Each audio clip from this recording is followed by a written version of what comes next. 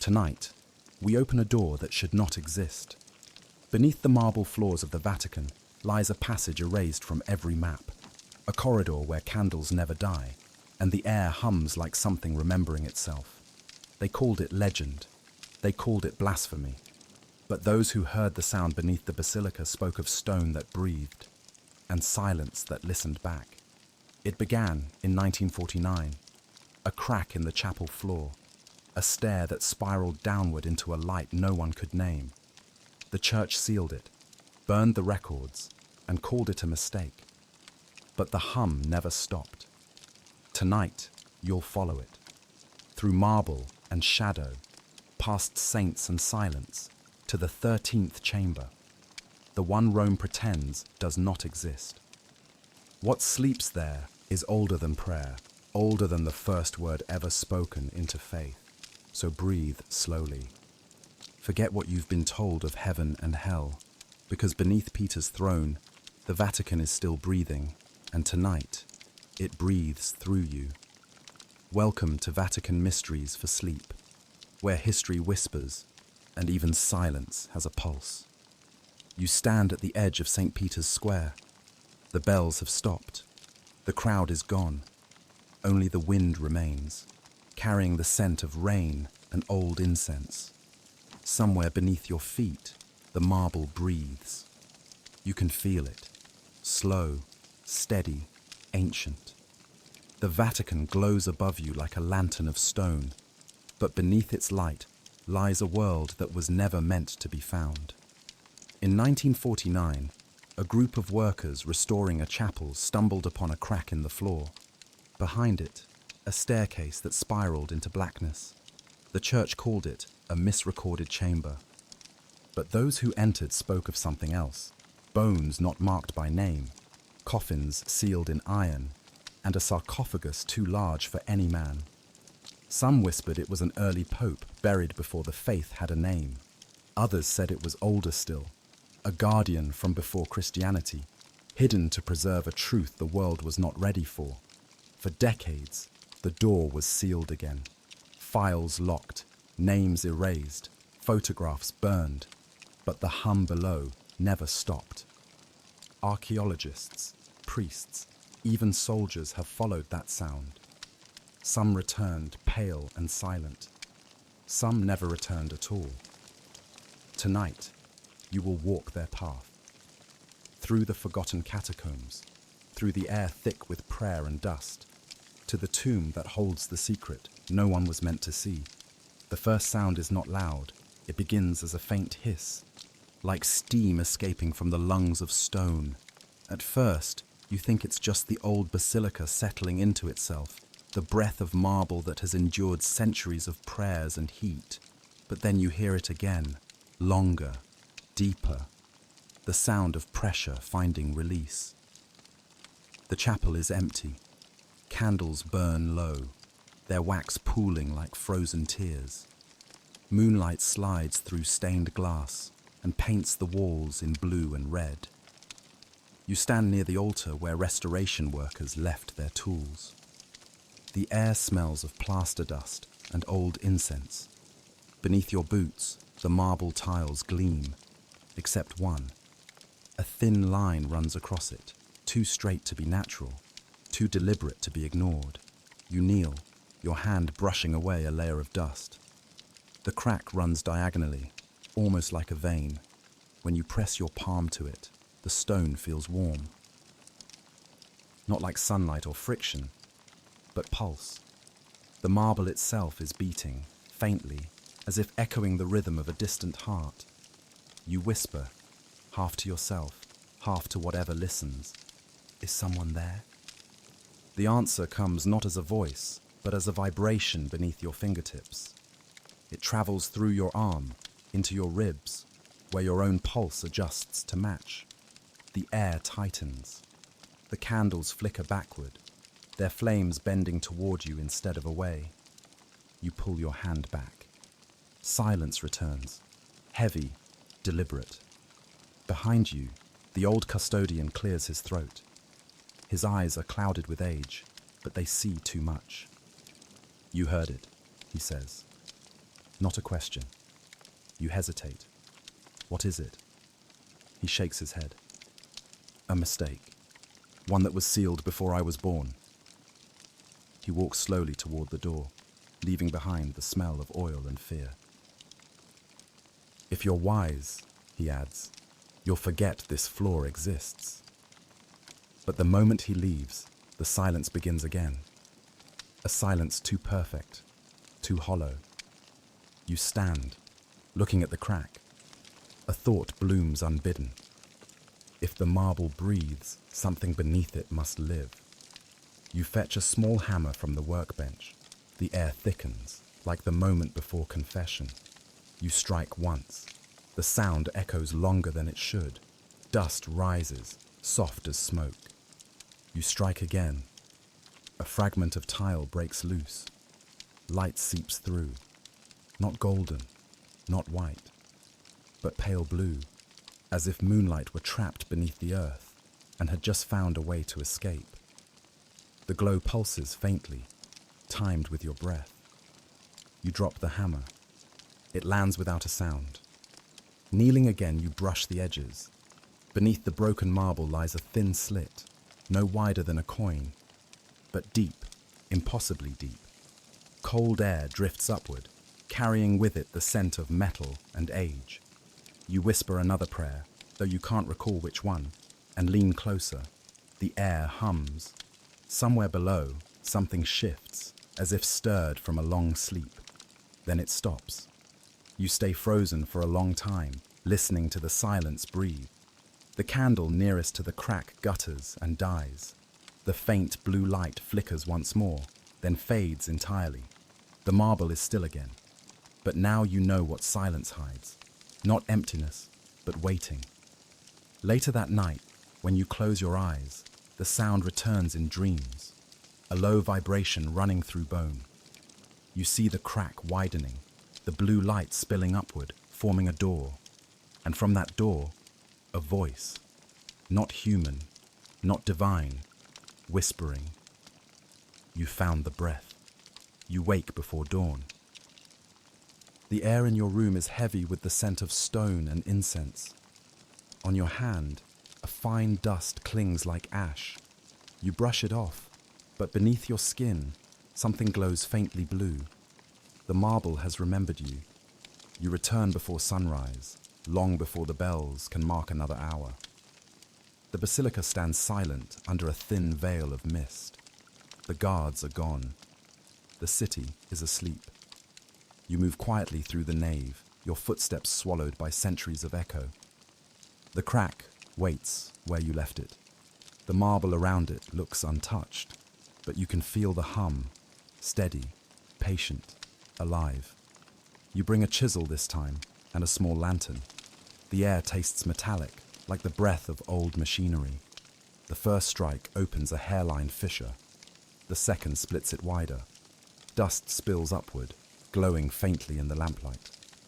You keep going, heart hammering, until a piece of marble lifts free.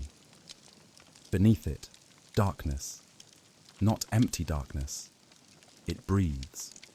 Warm air rises, heavy and slow. You lower the lantern and see the edge of a staircase spiraling down into black. The steps are carved from the same stone as the basilica floor, but smoother, worn by countless unseen feet. You hesitate at the threshold. A small voice, perhaps reason, perhaps fear, whispers to stop. But curiosity is stronger. It always is. You set one foot on the first step. The air shifts around you. The hum deepens. Each step downward feels like descending through time itself. The light from above fades until only the lantern remains, trembling in your hand. The walls close in, rough-hewn, marked by chisel grooves. Occasionally, your fingers brush carvings, circles, spirals, words, in no script you recognize. They pulse faintly under your touch, like veins filled with light. You count the steps to steady yourself. 42, 56, 73. Then you stop counting. The rhythm of descent replaces time. Halfway down, the air changes. Warmer now, wet. You hear something, faint, dripping, like water falling onto stone, but too regular to be natural. A soft rhythm, echoing from far below. The lantern flickers. Shadows move in strange ways, bending not with the flame but against it. For a moment, you think you see figures carved into the wall, robed, faceless, hands extended toward the staircase. Each holds a small object shaped like a key. You blink. The carvings shift. The keys are gone. The hands now reach toward you. You keep moving.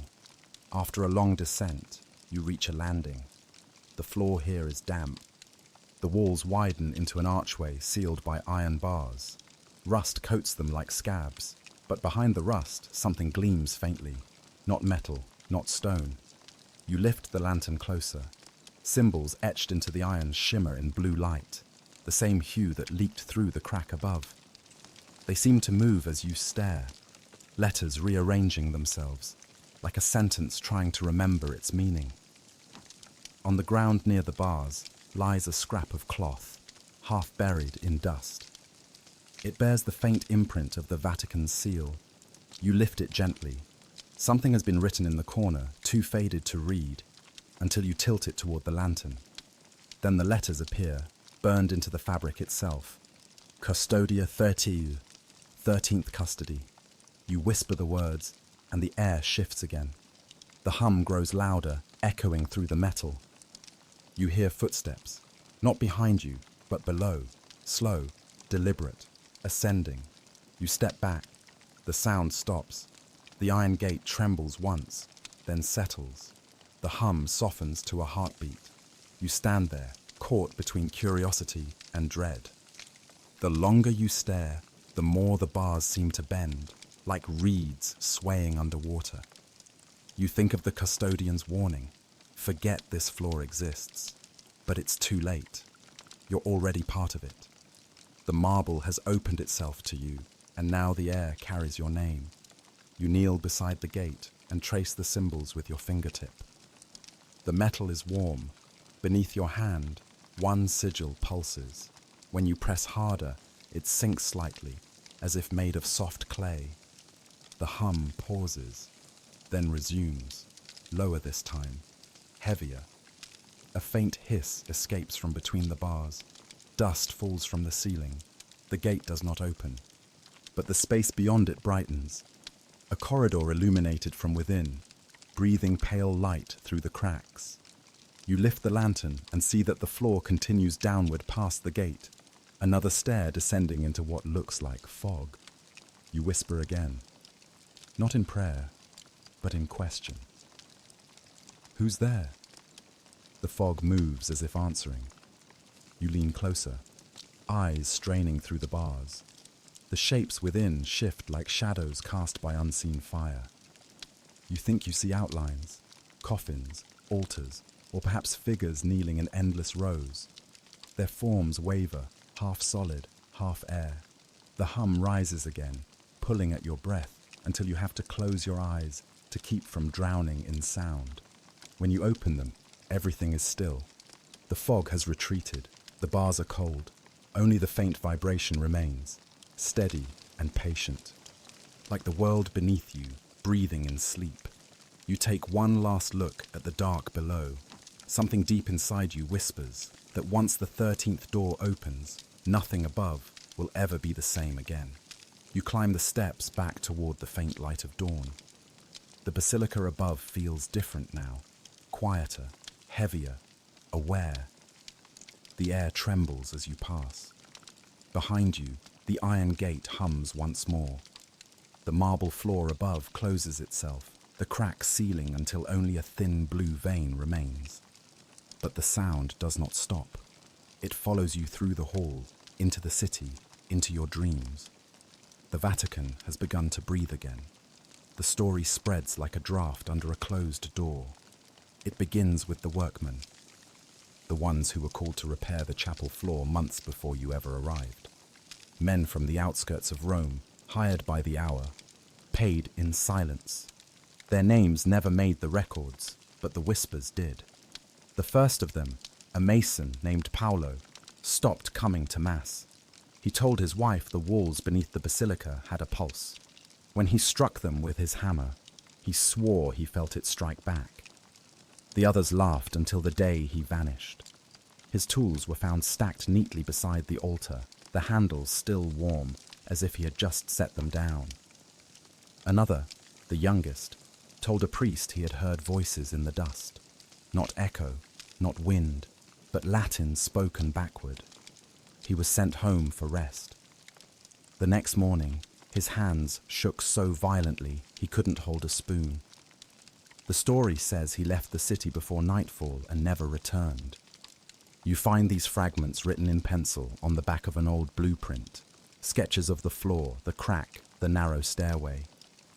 In one corner, someone has written, "Non terra sed cor," not earth, but heart. The custodian watches you reading. His eyes are tired, but there is something sharper behind them. Fear, or maybe memory. "You should burn those," he says quietly. They listen through paper. He tells you what the workers would not say aloud. When they first broke through the marble, the air below was warm, and the sound of water filled the room. But there was no water, only stone that shimmered like a reflection.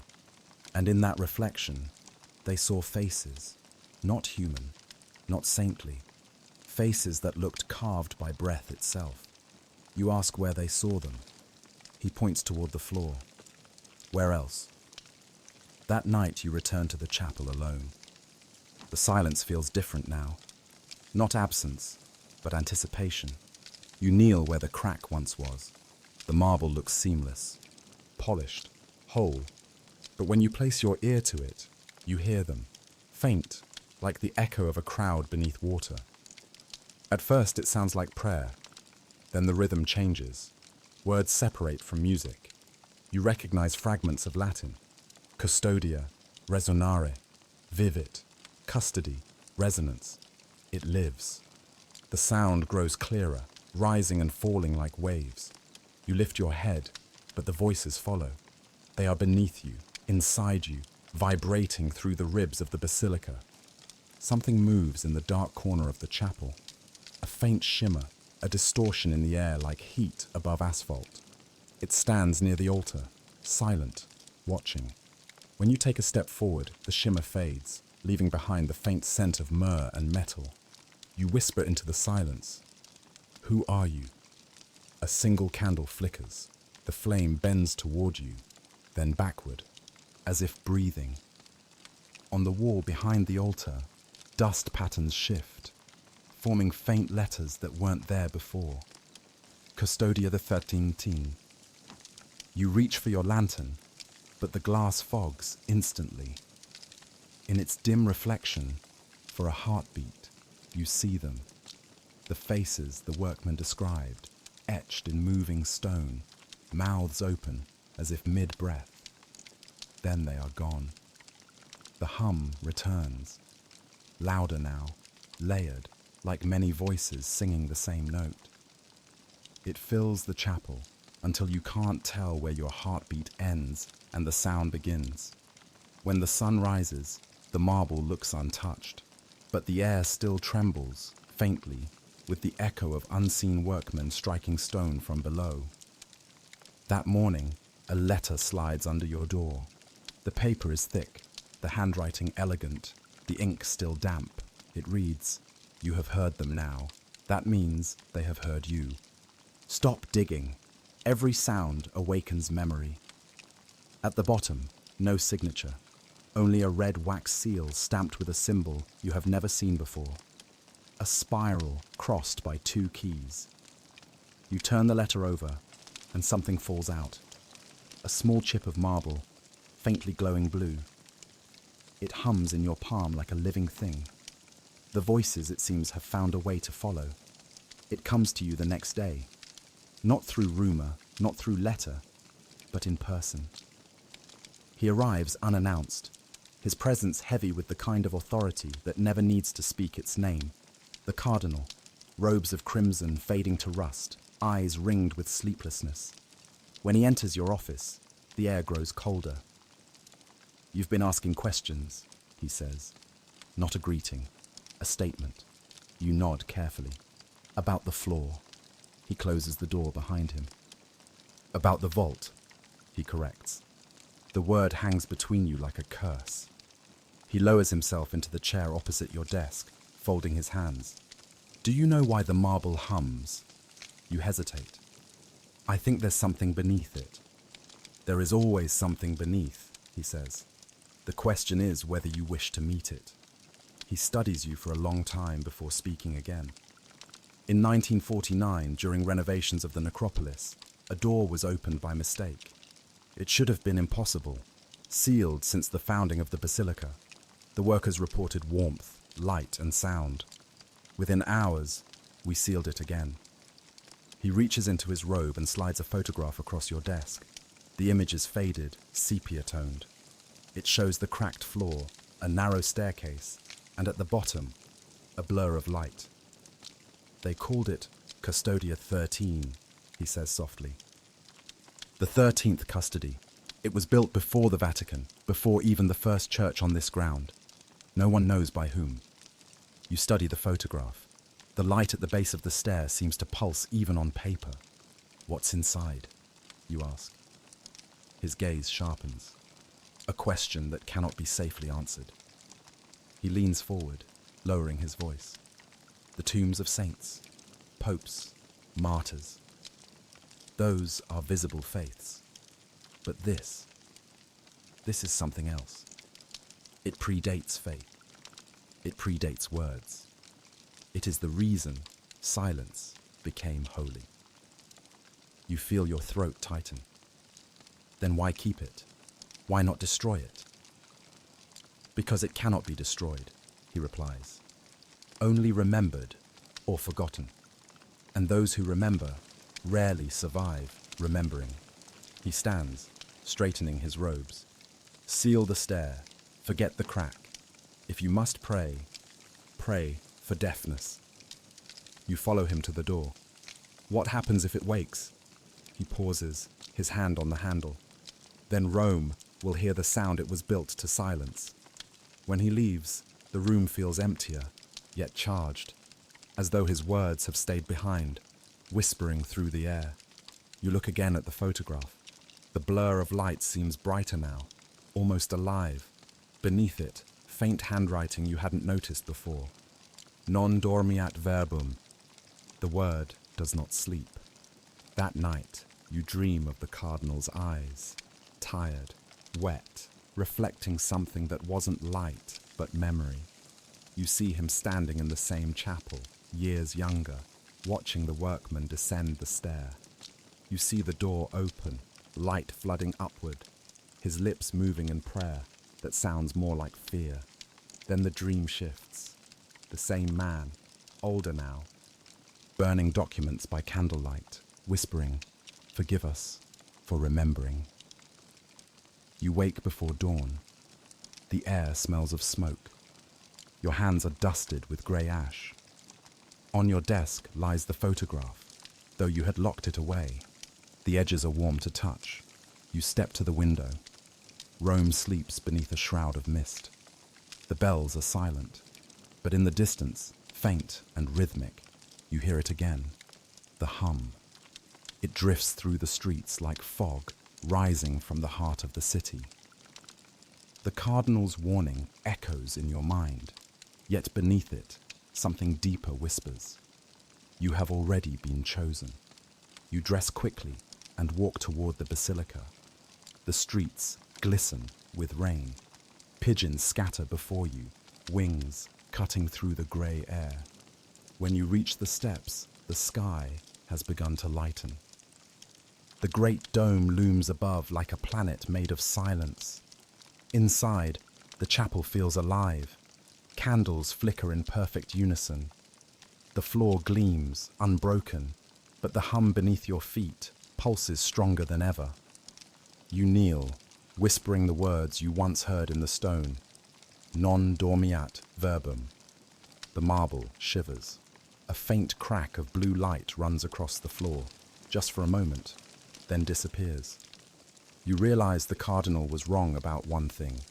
The word was never sleeping. It was listening. You find it by accident.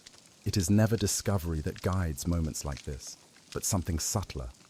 A pull, a vibration, a whisper that leads your hand where reason never would. The archive beneath the apostolic library smells of dust and candle wax. You have been here before, but never this deep. Never in this room. It is small, circular, and lined with wooden drawers that seem older than paper itself. The clerk who admits you says nothing. He only gestures to the light switch and locks the door behind you. You begin with the box labeled Catacomb Vaticana, but the documents inside are ordinary. Burial charts, lists of relics, names of saints long forgotten. Then, between two sheets of parchment, you find it. A folded vellum, brittle at the edges, drawn in faint ink that shimmers under light. It is a map, not of Rome as you know it, not of the Basilica, the square, or the modern vaults, but of what lies beneath them. Tunnels, chambers, symbols. You trace them with your finger. 13 circular marks, each connected by lines that curve like veins. At the center, a sigil unlike the rest, a spiral crossed by 2 keys. The same seal that marked the letter slipped under your door. Your breath catches. The map hums faintly beneath your hand, almost alive. You lift it closer to your ear, and you swear you hear it. A faint tone, rising and falling like distant chant. The sound comes not from the air, but from the vellum itself, as if the ink remembers the hand that drew it. At the bottom corner, a phrase written in Latin curls upward. Sub petro lumen dormit. Beneath Peter, the light sleeps. You place the map flat on the table. The lines form an unmistakable shape, the outline of St. Peter's Basilica. But beneath it, the tunnels twist deeper, down into something not marked on any modern plan. The spiral in the center aligns perfectly with the high altar, and under the spiral, a single marking. Fe. You whisper to yourself, the 13th custody. As you speak the words aloud, the air in the room shifts. The candles flicker sideways. From the corner of your eye, one of the drawers trembles slightly, as though something inside has exhaled. You look up, listening. Silence, except for a faint, low hum rising from the map again, now louder, steady, rhythmic. You reach for the magnifier on the desk and examine the map's lines. The ink is not ink. It is metallic, thin as veins of mercury, embedded into the vellum fibers. It glows faintly blue under light, the same hue that leaked through the marble crack. You feel an ache in your chest. The same hum that you heard beneath the chapel floor vibrates now inside you, tuning your heartbeat to match. You whisper the phrase again. Beneath Peter, the light sleeps. The map responds. The spiral brightens for an instant, as if something below the paper mirrors your voice. And in that brightness, for the briefest moment, the lines rearrange themselves, the tunnels twisting, opening, revealing a new path that wasn't there before. It points away from the Basilica, curving southward toward the Tiber. Then the light fades, the map stills. You sit back, dizzy. Somewhere, you can hear the faint ticking of time returning. The air smells of ozone, as if lightning passed through the room. You fold the map carefully and slip it into your coat. The vellum is cold to the touch, and when you press it to your chest, it vibrates faintly, aligning with your breath. As you leave the archive, the clerk at the door glances at you once, and for a heartbeat, his eyes look unfamiliar, black as obsidian, reflecting nothing. He says softly, "Some doors remember who opens them." You don't answer. The sound of your footsteps feels too loud. The corridor back to daylight feels longer than it did before, as if space itself is stretching to keep you inside. When you finally emerge into the Vatican courtyard, the world feels slightly wrong. The air thicker, the light sharper, the sound of bells slower than usual. You unfold the map once more in the open air. The spiral catches the sunlight and flashes briefly, as if winking. That night, in your room, you pin the map to the wall above your desk. The lines seem to shift when you look away. You cannot tell if the hum is real anymore, or if it has simply moved inside your blood. Before you sleep, you dream of the tunnels again, not walking through them, but seeing them from above, glowing like veins beneath the marble skin of the city.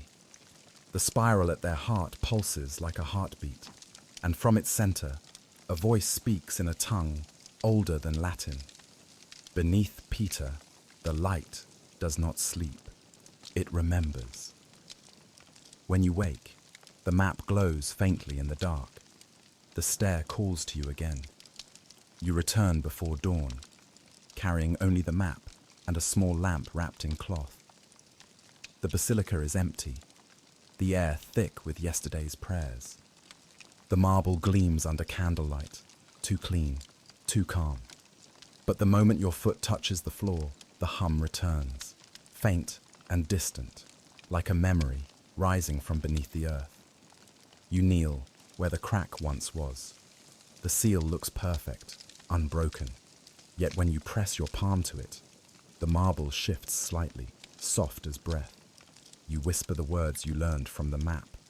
Sub petro, lumen dormit. The marble exhales. A line of light spreads outward, tracing the shape of the old crack, widening until it splits again. The air rushes upward, cool and wet. You lift the slab slowly. Beneath it, the stair waits, coiled in shadow. You hesitate, not from fear, but from awe. The descent feels less like entering a place and more like entering a moment that never ended. You step down. The first breath of air tastes ancient. Iron, wax, and rain trapped for centuries. The sound of the basilica fades above you, replaced by a steady, low vibration that seems to come from the walls themselves. Your lantern flickers, painting the walls with trembling gold. You see carvings now that you missed before. Small, intricate spirals linked together, repeating endlessly. Between them, fragments of text. Non terra, sed cor. Not earth, but heart. You descend slowly. The stair curves tighter, the walls pressing closer. Each step feels softer, as though the stone itself yields slightly to your weight. You begin to lose sense of distance. It could be 50 steps or 500. Time folds here. Then the air changes again. It thickens. Heavy, resonant. You stop and listen. There's a sound below.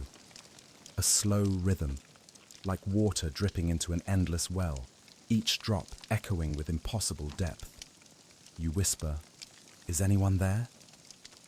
The sound answers, but not with words, with tone.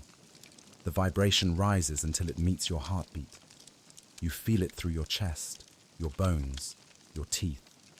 You close your eyes, and for a moment, you see flashes. Marble corridors lit with torches. Men in robes walking silently, carrying silver discs that hum as they move. You hear chanting, not sung, but thought. The words vibrate in your skull. Custodia 13, vox dormit. The voice sleeps. You open your eyes. The stair ends. Before you stretches a narrow corridor, walls wet with condensation, ceiling low enough to make you bow.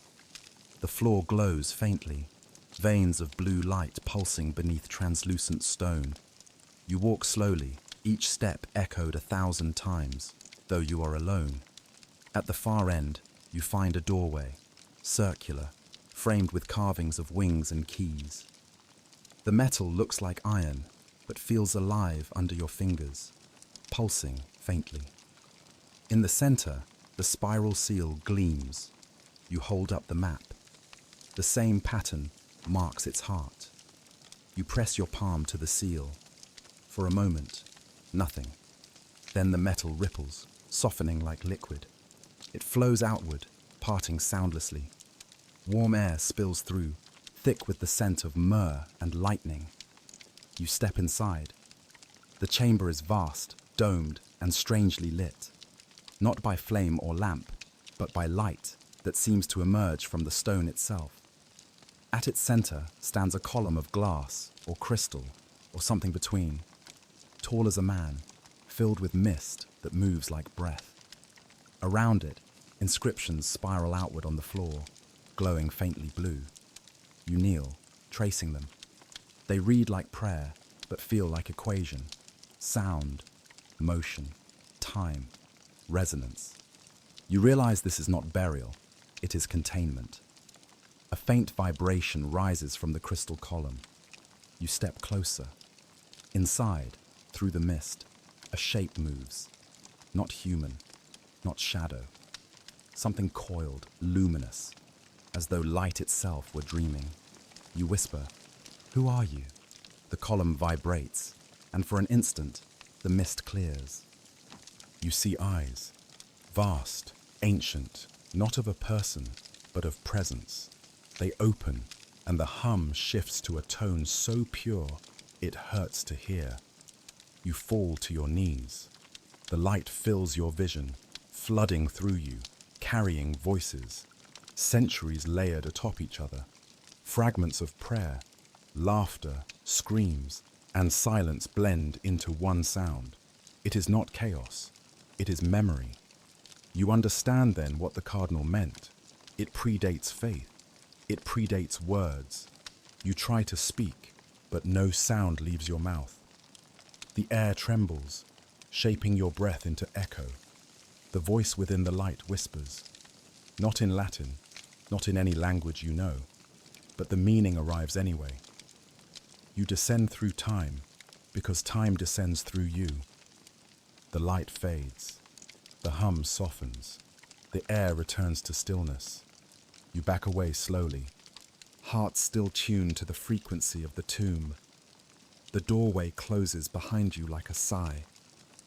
When you climb back toward the world above, dawn is breaking again. The sky glows faintly blue, the same hue as the veins beneath the marble.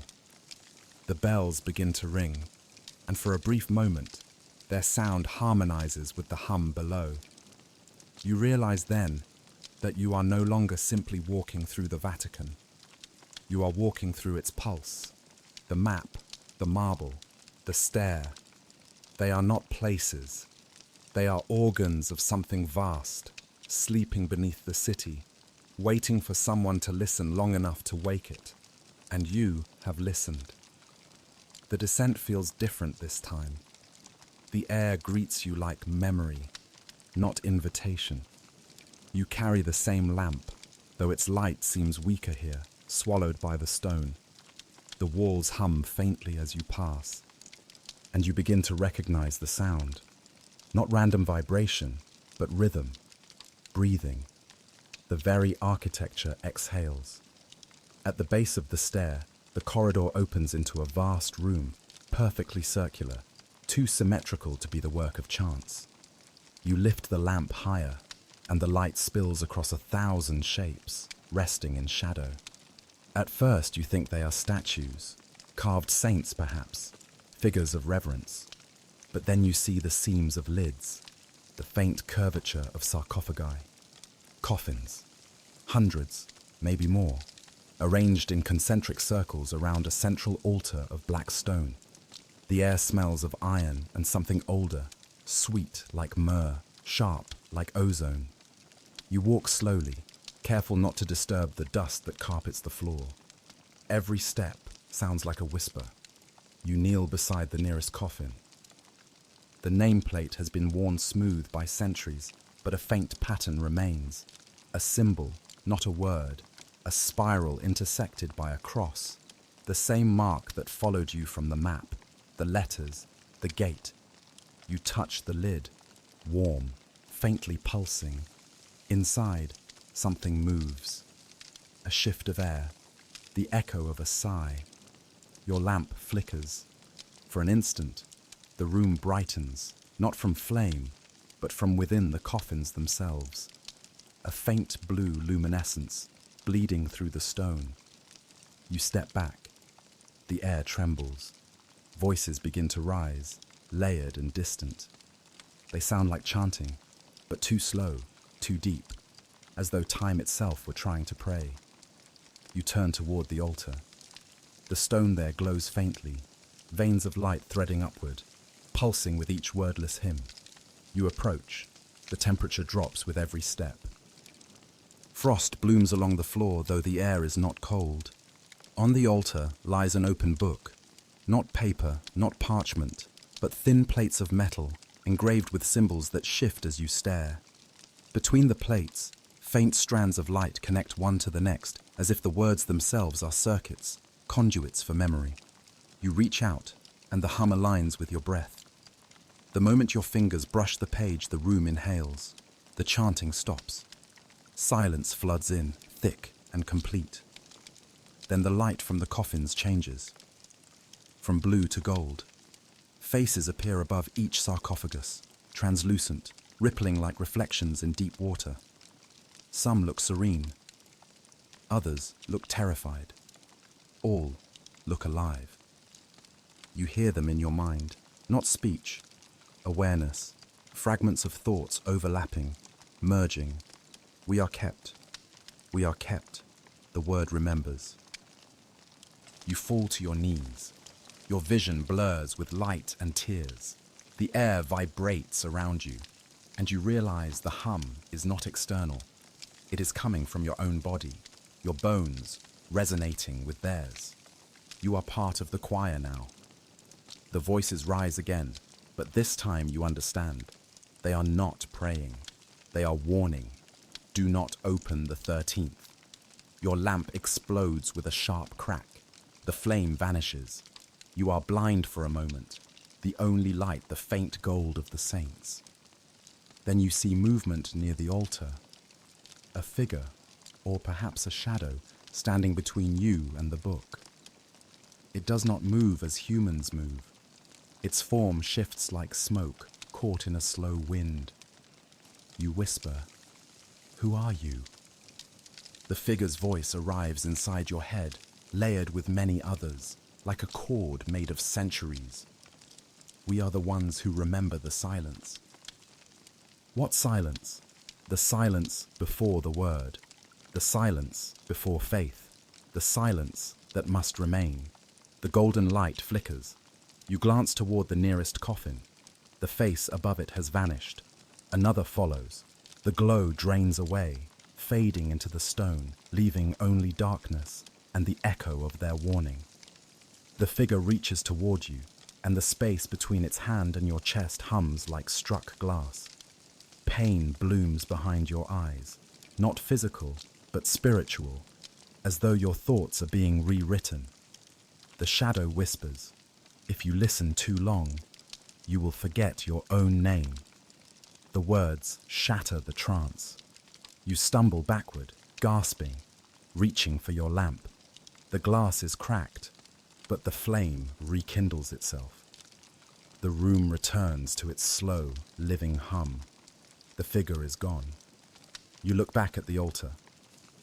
The metal book is closed now, sealed by unseen hands. Across its surface, faint letters burn, Custodia Fontaine. The light fades, the air cools, but the hum inside you does not stop.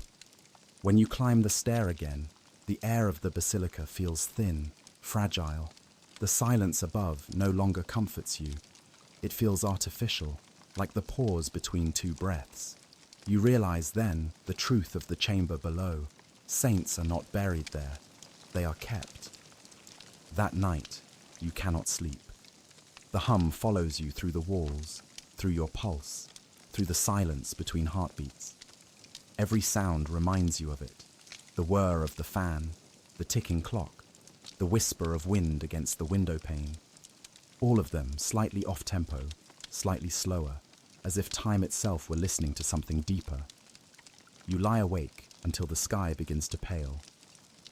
Then you rise, dress, and walk back toward the Basilica. The city is silent. Even the pigeons seem to avoid the square. The air tastes metallic, electric, like the aftermath of thunder. The moment you step inside, the hum returns. Not faint this time, not distant, but immediate, as though the entire structure is breathing in rhythm with you. You walk past the pews, past the altar, toward the floor that hides the stair. The marble pulses faintly, light sliding beneath it like veins under skin. You kneel and press your palm flat. The vibration greets you, steady, patient, alive. You whisper, "What are you?" No answer, only breath. Then, from deep below, a single sound rises. Not a hum this time, but a note, pure and low, vibrating the air like the strike of a great unseen bell. The stained glass trembles. Dust falls from the rafters. You stand, but your knees weaken under the sound. It is not volume that bends you, it is gravity. The note is pulling.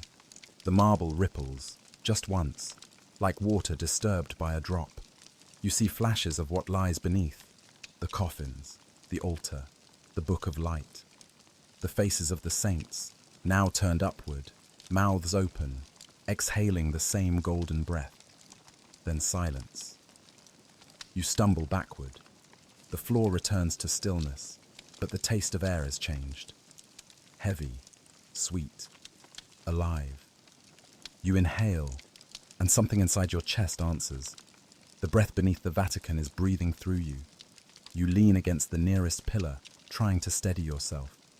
The hum rises again, synchronized perfectly with your pulse. In the corner of your vision, light moves along the walls. Slow, deliberate. You follow it with your eyes. It traces patterns that look like writing, but no language you recognize. Spirals, crosses, loops that fold into themselves. You realize it's not language. It's resonance made visible. You whisper the word. The light flares, acknowledging, and then the whispering begins. Not from the air, not from any human throat, but from the stone itself. Thousands of voices speaking as one, breath weaving into meaning. You hear fragments. The breath became sound. The sound became name. The name became faith. Your vision blurs. The basilica melts away. You stand now in a place between worlds. The marble floor replaced by an expanse of luminous mist. Shapes move in the distance, robed figures carrying light in their hands.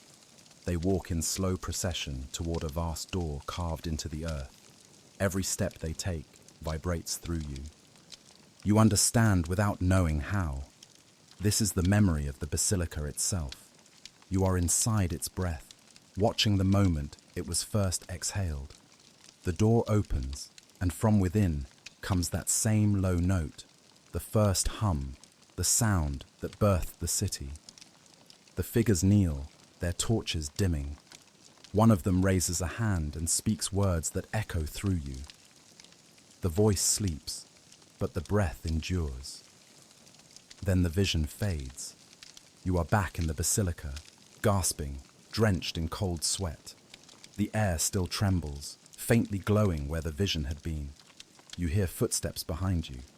The custodian. His face is pale, his hands shaking. "You shouldn't have listened," he says. It changes the listener. You try to speak, but the words falter. Your breath comes out shimmering, visible like mist in winter. He backs away slowly, whispering a prayer you do not recognize. "Once you breathe with it," he says, "you belong to it." You look down. The marble beneath your feet glows faintly blue with every exhale. The hum no longer comes from below. It comes from you. The custodian crosses himself and flees, leaving the door open behind him. You remain standing, caught between fear and awe, watching your breath weave light into the air. You whisper again, the breath beneath. The basilica responds. The floor ripples once more, gently this time, like a sigh. You kneel, bowing your head. The hum aligns perfectly with your heartbeat, your lungs, the pulse in your fingertips. You understand now what the Chamber of Saints meant. They were not dead. They were conduits, carriers of the sound. You close your eyes and breathe deeply. The hum deepens, enveloping you, surrounding you, becoming indistinguishable from your own body. And in that moment, you feel it. The truth no priest would ever speak. The Vatican does not stand above faith. It is faith, alive and breathing, dreaming through every stone, every echo, every silence. When you finally rise, the marble cools under your touch, but your breath still glows faintly in the air. You walk toward the door, the hum following you like a shadow, whispering one final word before fading into quiet. Remember, it is raining when you return. Rome is a mirror of black water, every street reflecting the glow of the Basilica above it. Thunder rolls like a voice trying to speak through stone. You walk through the square alone, the map pressed inside your coat, the hum beneath your ribs guiding your steps. You are no longer looking for proof, only entrance.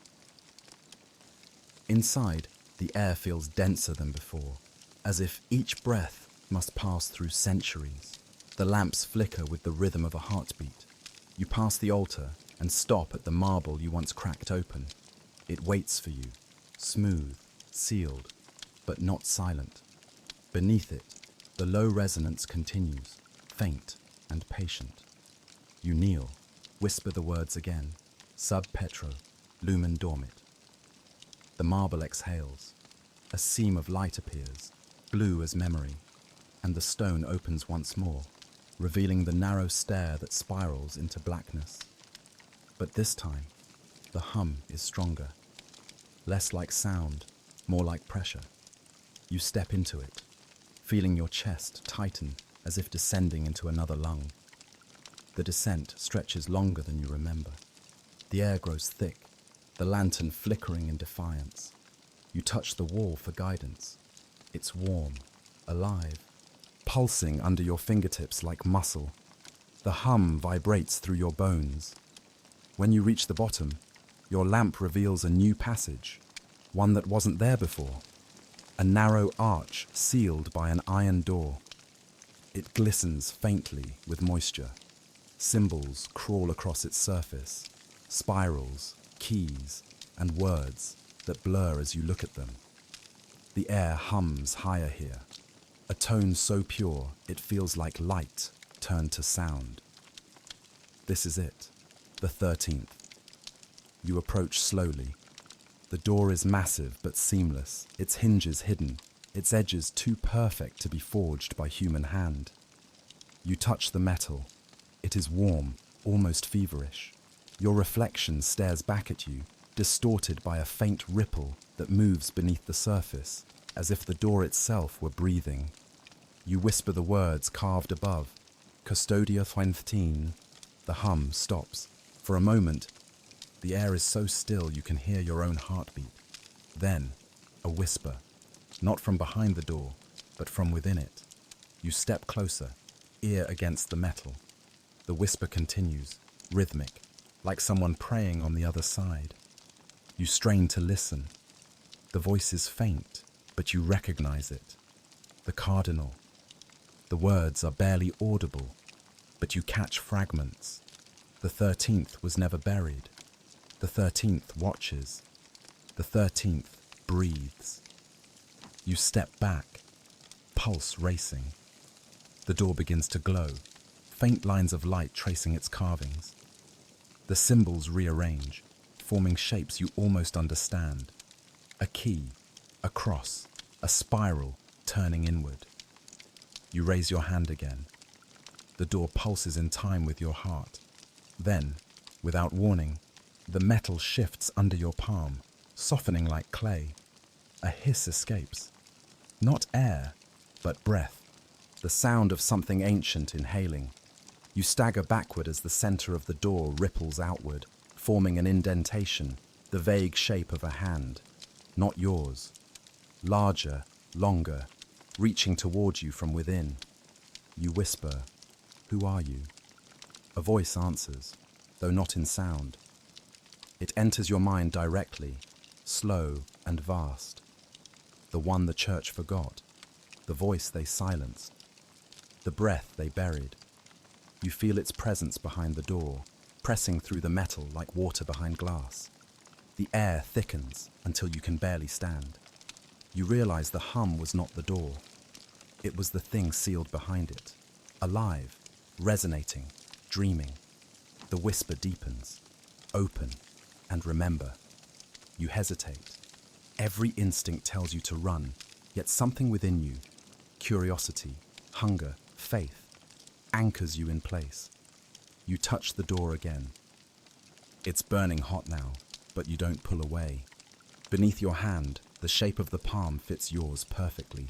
The hum rises, building into a tone that shakes the chamber. Dust falls from the ceiling. The floor trembles. The spiral above the door ignites in light. Then, silence. The glow fades. The warmth drains away. The metal returns to stillness. You step back, breathless, expecting collapse, explosion, revelation. But nothing happens. Only quiet. Then you see it. Etched freshly into the center of the door, a new inscription where your hand had touched. Non dormiat verbum. The word does not sleep. You realize you have been marked. The door remains closed, but something has passed through it. Not light, not sound, but recognition. It knows you now.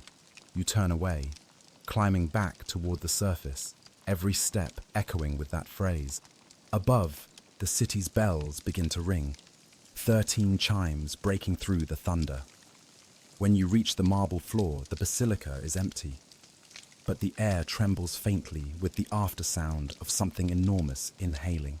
The forbidden door remains below, sealed, waiting. The morning after the storm, the Vatican stands washed clean by rain. The square glistens like black glass. Tourists will arrive soon, but for now, the world feels suspended. You move through the halls in silence, the hum still buried somewhere beneath your ribs. You are not alone in this. At the archive, you find a file that should not exist. No signature, no title, only a mark on the cover. 2 crossed keys within a spiral. Inside, pages written by hand, ink faded but legible. Records of the builders, the first line reads. You begin to read. The words describe the earliest architects of the Basilica, not the known ones, not Michelangelo or Bernini, but a group predating them all. Custodes vocis, the keepers of the voice. They were masons, mathematicians, and monks, working in secret long before the Vatican rose above ground. Their purpose was not to build a church, but to encase something. Each page reveals more. Beneath every chapel, a vault. Beneath every vault, a chamber. Beneath every chamber, a convergence. All leading to the 13th. The builders were ordered to use specific proportions, mathematical intervals linked to sound. The dimensions of each corridor matched the frequencies of Gregorian chants. The basilica itself was designed as an instrument, not to amplify prayer, but to contain resonance. You turn a page and find sketches, circles within circles, spirals carved into stone, lines of notation alongside architecture. It dawns on you. The Vatican was never simply constructed, it was tuned. The next passage chills you. One builder, identified only as FD, wrote in confession, "We built not with stone, but with echo. The walls remember every word. When the chanting stops, the silence continues, and in that silence, it hums. Your breath quickens. The hum that has haunted you since the descent is not intrusion. It is design. The builders captured it, preserved it, sealed it in geometry. You keep reading. The entries grow more fragmented, more fearful. They told us we were sealing a tomb, but tombs hold the dead. This holds the living sound of something divine. The Pope himself blessed the vault, but his eyes wept blood. Once at midnight, the stones began to sing. You close the file, but the words keep echoing. The builders knew.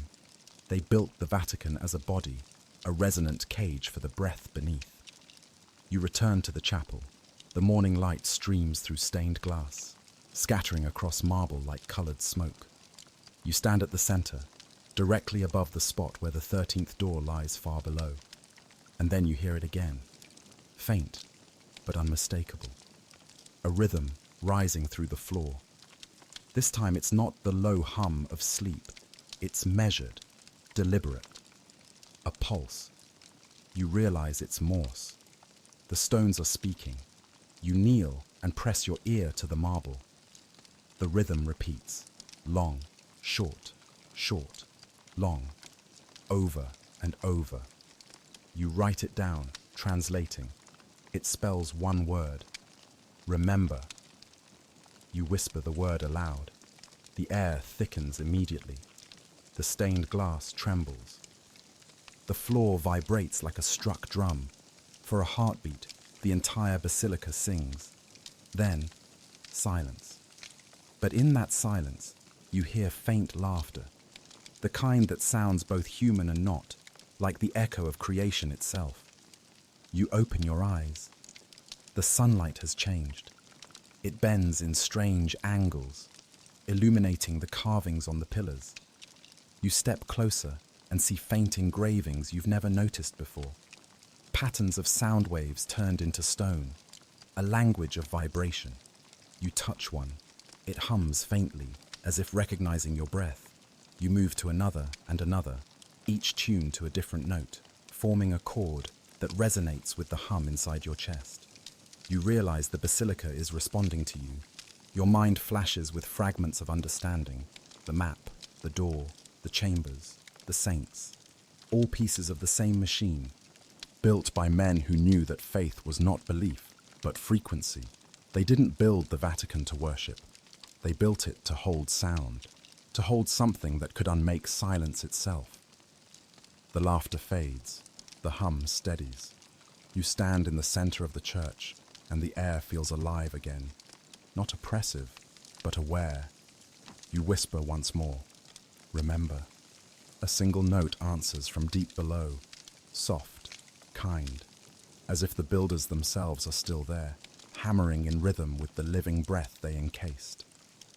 You look up at the dome, and for the first time, you understand what its shape truly mirrors. Not heaven, but an ear. The basilica is listening. You leave quietly, but the hum follows, faint and eternal, like the echo of creation waiting for its next verse. The sky that morning feels heavier than stone. Clouds hang low over Rome, pressing against the domes like an unseen weight. The basilica below hums faintly beneath the thunder, not in rhythm with it, but beneath it, like a counterpoint in a forgotten song. You move quietly through the corridors, past frescoes that no longer seem to watch, but to listen. Every step echoes, every breath feels stolen. You carry no lamp this time, only the map, now warm to the touch, its ink glowing faintly through the folds of your coat. The door to the stair yields easily now. The marble seems eager to open, as though it has been waiting for you. When you descend, the air does not resist. The hum greets you immediately, steady, resonant, alive. Down past the chambers of saints, past the iron gates and glowing sigils, you find it. A new passage, one you've never seen before. It appears like a thought halfway remembered, carved out of the dark. The walls here are smooth, seamless, alive with faint veins of light that pulse in time with your heartbeat. You walk slowly, afraid to disturb whatever watches from the walls. The corridor narrows, forcing you to bow your head. The air grows warm, thick, filled with a scent you can't name, something like burnt honey and ancient rain. At the end of the passage stands a single archway. Beyond it, a vast chamber opens, so wide your lamp cannot find its edges.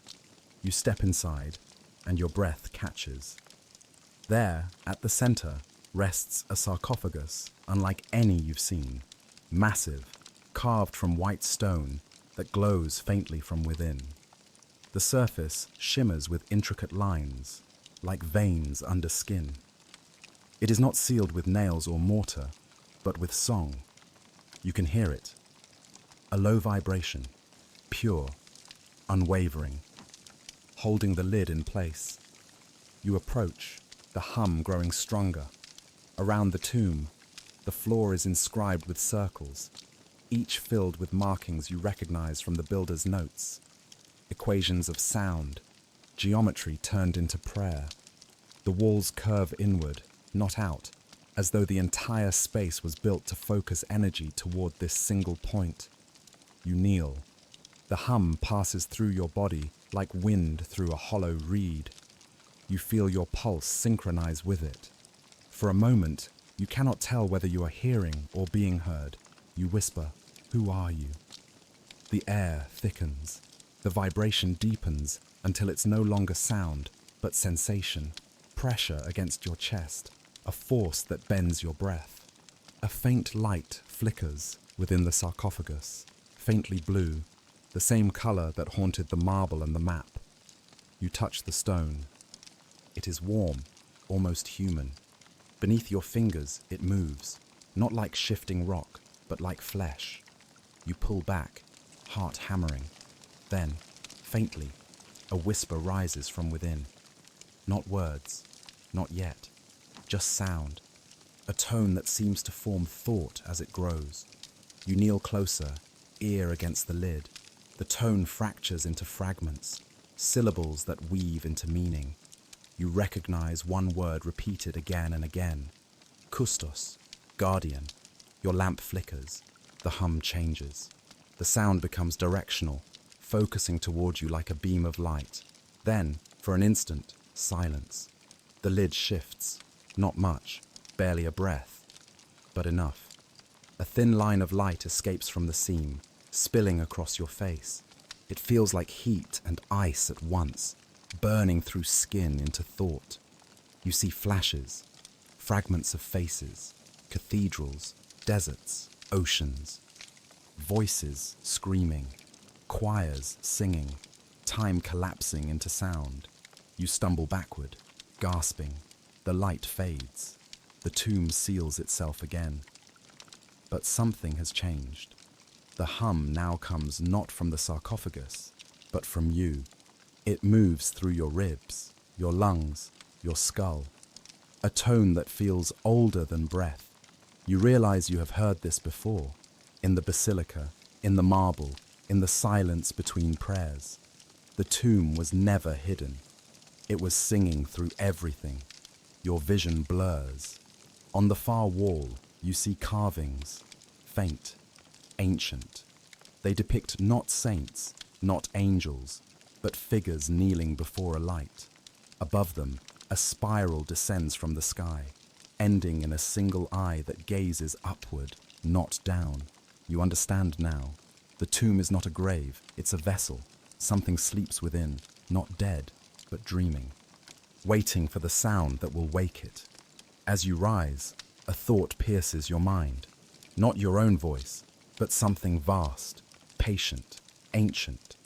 Do not mistake silence for peace. The hum stops. The air falls still. You turn to leave, but the passage behind you has changed. The light that once pulsed in the walls has dimmed, replaced by faint, glowing words etched into the stone. He who listens becomes the echo. You look back one last time. The tomb's surface shimmers once more, like a sigh beneath a sheet of light. You know now why it was hidden, not to protect it from the world, but to protect the world from it. The dream begins before sleep. You sit at your desk, the lamp still burning, the hum faint but constant beneath the floor.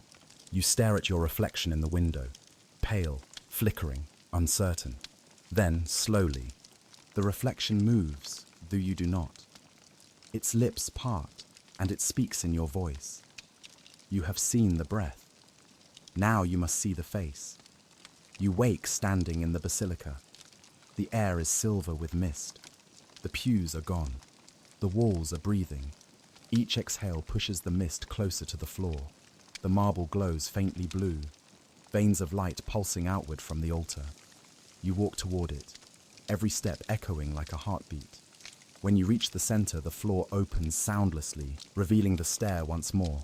You descend, though this time you feel no fear, only recognition. At the bottom, the corridor stretches longer than ever. The walls drip light. The air hums like a choir trapped in stone. When you reach the chamber of the hidden tomb, the sarcophagus is already open. The light that pours out is not harsh. It moves like water, luminous and slow. You step closer, drawn despite yourself. Inside the tomb lies no body, only a shape, half-formed, made of smoke and radiance. It shifts as you look, as if searching for something to mirror itself in. You take another step forward. The hum deepens, pressing into your chest, urging you closer. The light begins to coil, shaping itself into features. Eyes, mouth, hands, not solid, but almost. And then you see it, the guardian's face. It is not human, though it wears the suggestion of one.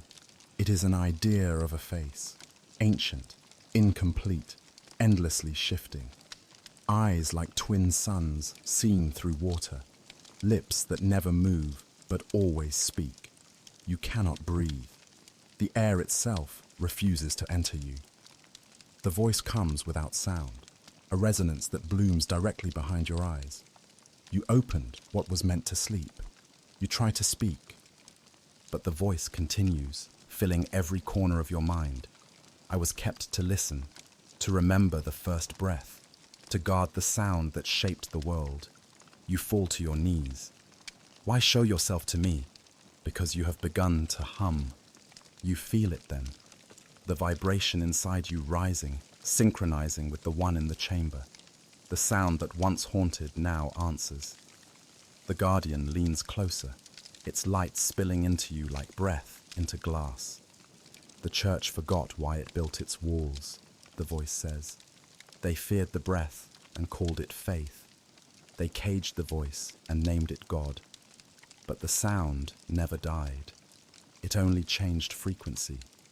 You tremble, unable to bear the weight of its tone. The chamber shakes with it, dust falling, inscriptions glowing, air bending. What are you? You whisper. I am not what you worship. I am what remembers your worship. The guardian's face shifts again, now half human, half light, 1,000 expressions overlapping. They called me saint, demon, angel. I am none. I am echo. The hum swells until your teeth ache. The tomb's edges blur. You see flashes of time. Monks chiseling the spiral sigil, architects tuning the stones, cardinals praying not to God, but to the resonance below. You see the Basilica as it was meant to be, a vast tuning fork, vibrating in praise of something that was never divine, but alive. Then, silence. The guardian leans closer. Its light touches your forehead. You feel warmth, and inside it, sorrow. You have heard enough, it whispers. But what is heard cannot be unheard. You open your eyes. The tomb is closed again. The chamber is dark. Only the faint echo of your breath remains. You climb the stairs slowly, the weight of the voice still trembling in your bones. When you emerge into daylight, the sky above the Vatican is a perfect white, soundless and endless. Bells ring in the distance. 13 chimes again, each resonating lower than the last. As you step into the square, you notice the fountain water vibrating, forming concentric ripples that pulse with the rhythm of your breath. The guardian's last words linger in your mind like a heartbeat made of light. The breath that built the world now breathes through you. You realize then that you never left the tomb at all. You only changed its shape, and the hum, steady, eternal, follows you into waking. The file is left on your desk when you return. No signature, no seal, only a strip of parchment folded once and bound by red thread. The air around it hums faintly, the same pitch that now lives in your chest. You hesitate before touching it, half afraid it will recognize you. You untie the thread. Inside is a bundle of papers, thin and brittle, each marked Archivum Vaticanae. Restricted. The handwriting varies. Some neat, some frantic, but all carry the same date. 1951. The year the Vatican's final excavation supposedly ended. You begin to read. April 3rd. We have found a second stair beneath the old necropolis. The air grows warm as we dig. Instruments malfunction. The priests pray constantly, but the workers whisper of voices. I have told them it is wind. The next entry is shorter, hurried. April 5th. The hum increases at night. The stones respond when we speak. I do not tell the cardinal, but I feel the sound moving inside me. It does not echo. It waits. You turn the page. The ink has bled through in places, as though the words themselves refuse to stay still. Photographs are attached, black and white, slightly blurred. You recognize the architecture, the spiral corridor, the altar of black stone. One image catches your breath, a white sarcophagus glowing faintly in the darkness, just as you saw it. The caption reads, Custodia 13, subject intact. You flip to the next. April 9th. The tomb emits a frequency between 16 and 18 hertz. Below audible range, yet it shakes the body. 2 of the men bled from their ears. One said he heard music, another, a voice. You feel your throat tighten. You remember the same tone vibrating through you when you touched the lid. Further pages detail the church's attempts to contain the phenomenon. The entries shift from observation to fear. April 10th. We tried sealing the stair with iron gates, but they rusted within hours. The air corroded them. The hum does not stop. It seeps through prayer, through metal, through thought. The final entry before the handwriting changes is almost unreadable. The ink scrawled across the page in uneven strokes. April 11th. They say it is the breath of God. They are wrong. It is older. It remembers before words. It hums in the same rhythm as the human heart. That is why it cannot die. We were told to seal it. I think we sealed ourselves. You close your eyes. The hum in your chest answers faintly, like acknowledgement. The following pages appear to be written by someone else. Cleaner script, colder tone. An official report, not a confession. April 17th. All records of the 13th excavation are to be classified under Veritas Index 9. Access restricted to the College of Custodians. All artifacts to be removed, sealed, or destroyed as directed. The chamber is to remain closed indefinitely. Excavation complete. Then, a postscript written in red pencil. Do not store within the Vatican grounds. It resonates. You look at the photograph again, the faint light from the tomb illuminating a circle of faces. Priests, scientists, soldiers, none smiling. Their expressions are those of men who have heard something they will never unhear. You realize something then. The file wasn't left for you by mistake. It was delivered. The hum that now lives inside you is part of their record. You are continuing what they started. You turn one last page. There is no date, only a single handwritten note pressed between sheets of carbon paper. It reads, "The 13th is not beneath. The 13th is within." You stare at the words until they blur.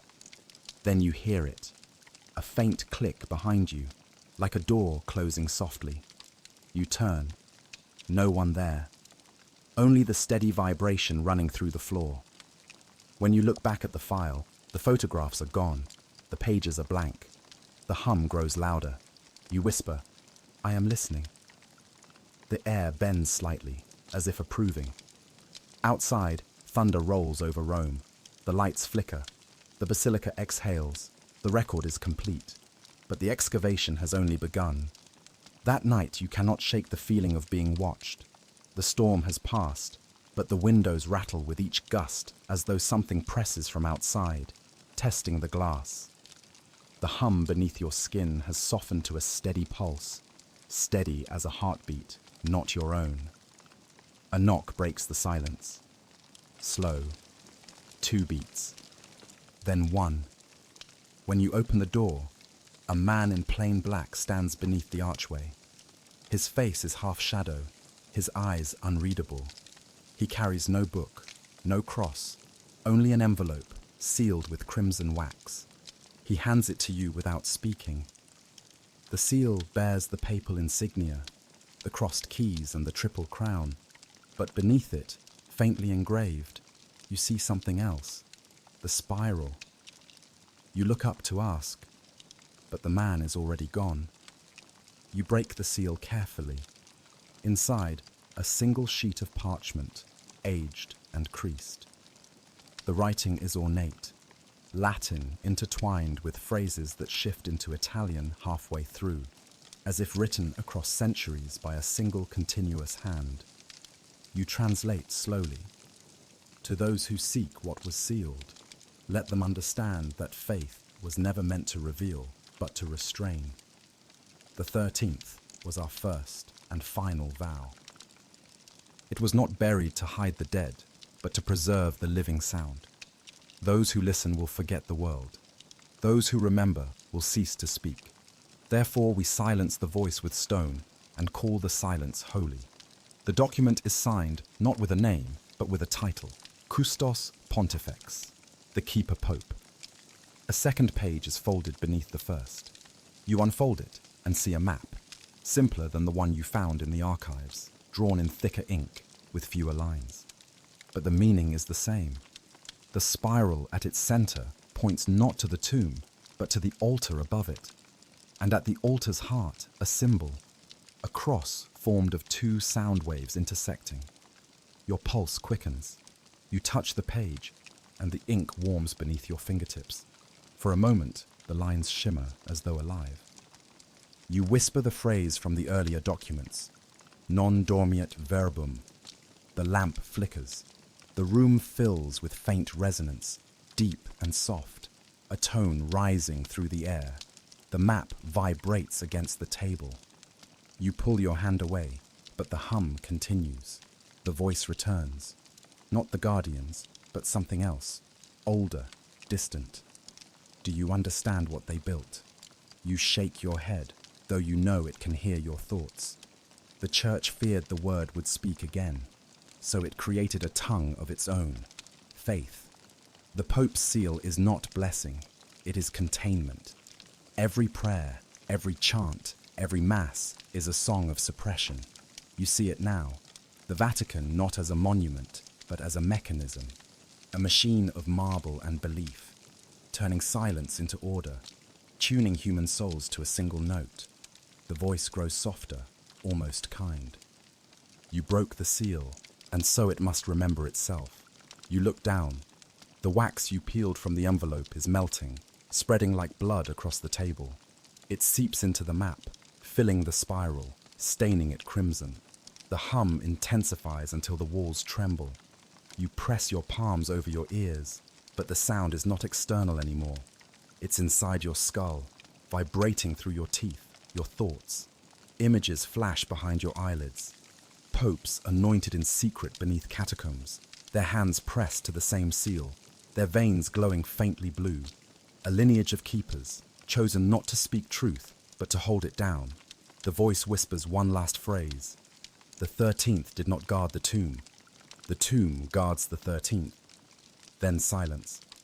You open your eyes. The table is bare. The map and parchment are gone. Only the wax seal remains, hardening into the shape of a spiral. You pick it up. It's warm. When you hold it to your ear, you hear faint breathing. Steady, human. You slip it into your pocket, unsure whether to keep or destroy it. But as you step outside, the air itself seems to bow. The clouds hang low, heavy with meaning. Across the square, a figure stands beneath the obelisk, cloaked, unmoving. You blink, and it's gone. You look up at the dome. Lightning flashes once, illuminating a shape behind the stained glass. Not Christ, not saint, but something older, watching through light. You feel it in your chest again. The hum, the same tone that once came from the tomb. It vibrates against the wax seal in your pocket, uniting in perfect harmony. The papal seal was never authority. It was resonance, the signature of a sleeping voice. You walk through the rain, the echo of the hidden word following you like a shadow. And somewhere beneath the basilica, the breath stirs again, whispering through marble and time. The seal is broken. The sound remembers its name. The morning begins with stillness, but it is not peace. Rome feels quieter than it should. Streets muffled, bells absent, the air thick as breath held too long. You walk toward the basilica through mist that moves like memory. Every step feels like you are being followed, not by a person, but by sound waiting to take form. When you enter, the marble greets you with vibration, faint, gentle, constant. The basilica is nearly empty except for a few priests whispering near the altar. Their words blend into rhythm, murmured, controlled, fearful. You move closer, unnoticed. One of them holds a small reliquary, a glass box lined with velvet and gold. Inside rests a fragment of bone, thin and luminous, like the petal of some impossible flower. You hear it before they do. The bone hums, not loudly, not clearly, but enough to make the glass quiver. The priests freeze. Their eyes dart toward you as though you've brought the sound with you. One of them whispers in Latin, "Resonat iterum." It resonates again. You step forward. What is that? The elder among them, his robes dusted with ash from some forgotten vigil, shakes his head. It should be silent. It has been silent for 70 years. The hum deepens. The reliquary glows faintly blue, the same hue you've seen beneath the marble, within the tomb, inside yourself. The priests back away, forming the sign of the cross. The elder does not. He looks at you, eyes filled with something between awe and dread. "It hums for you," he says. The sound grows louder, filling the nave, rippling through columns and glass, until even the air seems to ripple. The priests flee. Only you and the elder remain. He opens the reliquary with trembling hands. The bone hums brighter, vibrating like a struck chord. You feel it inside your teeth, your lungs, your blood. The elder's voice quivers. It belonged to one of the excavators. They buried him near the chamber to stop the resonance. His body never decayed. It sang. You step closer. The bone's surface moves faintly, as if breathing. When you reach toward it, the elder shouts, "Don't!" But you already have. Your fingertips brush the relic. The world folds. The basilica vanishes. You are standing in another place. Not a dream, not a memory, but both. You see the excavation site in its first days. Men with lanterns, dust in the air, prayers whispered to steady, trembling hands. The hum fills the tunnels, low and relentless. They break through the final layer of stone, revealing the sarcophagus. The moment light touches it, the air turns electric. One of the men collapses. Another screams that the sound is inside his skull. You see their faces, fear and fascination braided together. You see the cardinal watching from above, lips moving in prayer that sounds more like apology. The hum grows unbearable. The ground shakes. The men clutch their ears, but blood seeps through their fingers. Then silence. When it returns, the hum is gentler, almost kind. The bodies that remain do not rot. The bones glow faintly, vibrating long after life has left them. The church buries them in secret, calling them saints, though none were ever canonized. The vision ends. You fall to your knees, gasping. The Basilica returns. The elder kneels beside you, pale, trembling. You saw it, he whispers. You nod. The hum lingers in your bones now, faint but certain. They call it the choir of bones, he says, the first to touch the resonance. The church sealed them beneath the altars, hoping silence would contain them, but silence never holds. You look at the relic. It has gone still, but the air still vibrates faintly around it. You understand now. The dead are not dead. They are frequencies, preserved memory made sound. You whisper, they're still singing. The elder nods slowly, and you're part of the song now. You rise, leaving the reliquary open. The basilica seems to breathe with you, marble and bone in quiet harmony. Each step echoes faintly, the hum following like a shadow. Outside, the bells finally ring, 13 times. Each toll vibrates through your ribs. The sound does not fade. It travels inward, down into the city, through stone and air, until it reaches something beneath. You close your eyes. The ground beneath your feet hums in answer. The choir of bones is awake again, and they remember their song. The archive is colder than usual. Dust floats like pale snow through beams of dim light. You descend the narrow stairs, each step slower than the last. The hum has followed you here too, faint but present, like a pulse behind the walls. You've come searching for what the priests refused to tell, the records sealed after the excavation. Archivum 13, the name whispered only once before the elder crossed himself and fell silent. The lower vault door stands slightly open, though it should be locked. You push it gently. Inside, the air smells of stone and iron. The shelves stretch endlessly, each drawer labeled in Latin, Greek, or numbers long out of use. But the hum leads you easily. It threads through the quiet like a string through fabric, pulling you toward the back wall. There you find it, a drawer unmarked except for a faint spiral carved into the wood. You pull it open. Inside lies a single file bound in black ribbon, edges frayed, corners burned. The cover bears no title, only a small sigil stamped in blue wax, the keys and spiral entwined. You open it. The first page is a transcript of an audio log, words typed unevenly, some blurred, some missing, as if the machine itself had trembled. April 12th, 1951. Excavation Chamber 13. The hum has returned. The cardinal ordered silence. The bones vibrate when prayers are spoken. The resonance does not fade, it adapts. A second line follows in smaller script. We recorded the sound, but the tape will not play. It erases itself after every listening. You turn the page. Sketches appear. Diagrams of waves intersecting. Circles within circles. Beneath them, annotations. The frequency aligns with Gregorian intervals.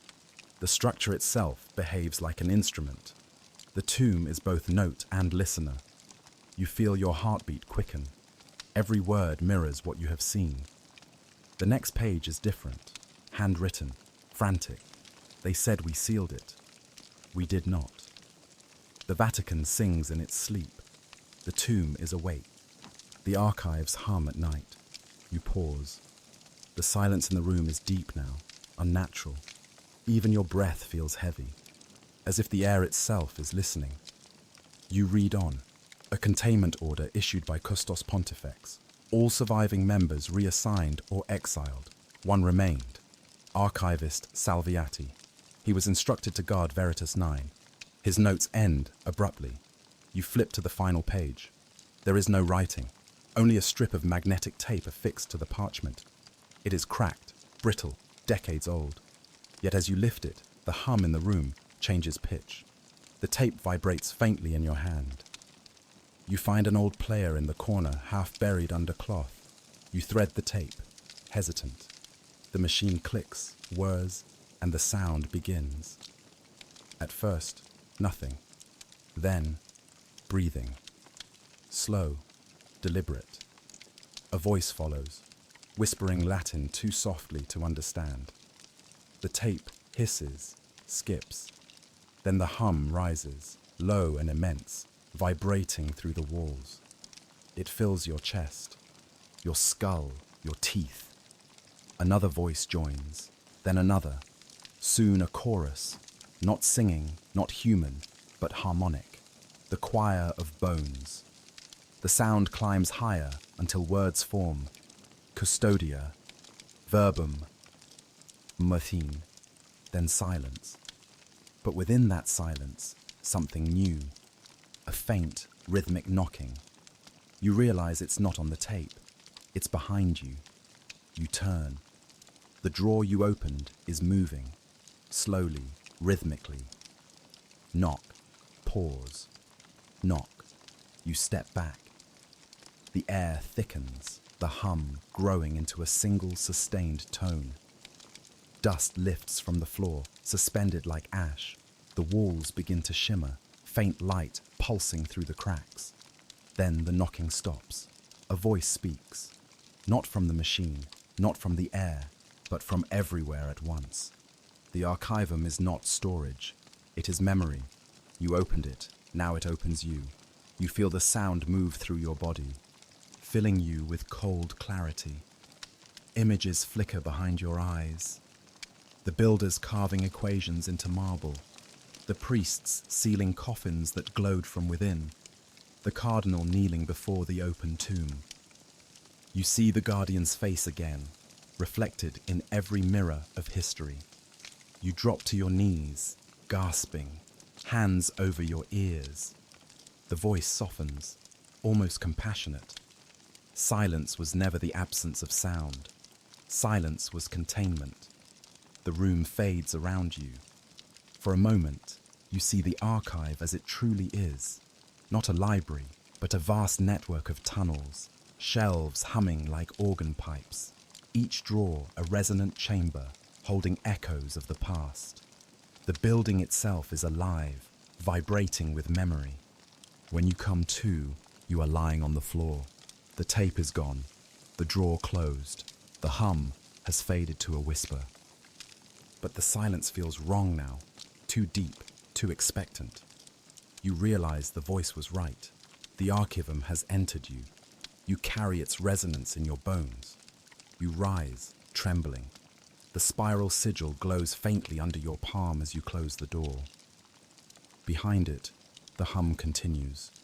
Endless, eternal. As you climb the steps back toward the surface, a final echo follows you up the stair. The silence of the church is not holy.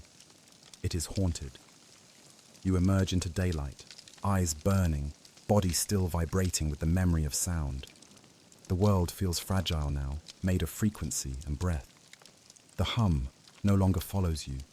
It lives within you, waiting for the next word, the next vibration, the next awakening. You walk toward the Basilica, and though the bells are silent, you swear you can still hear them.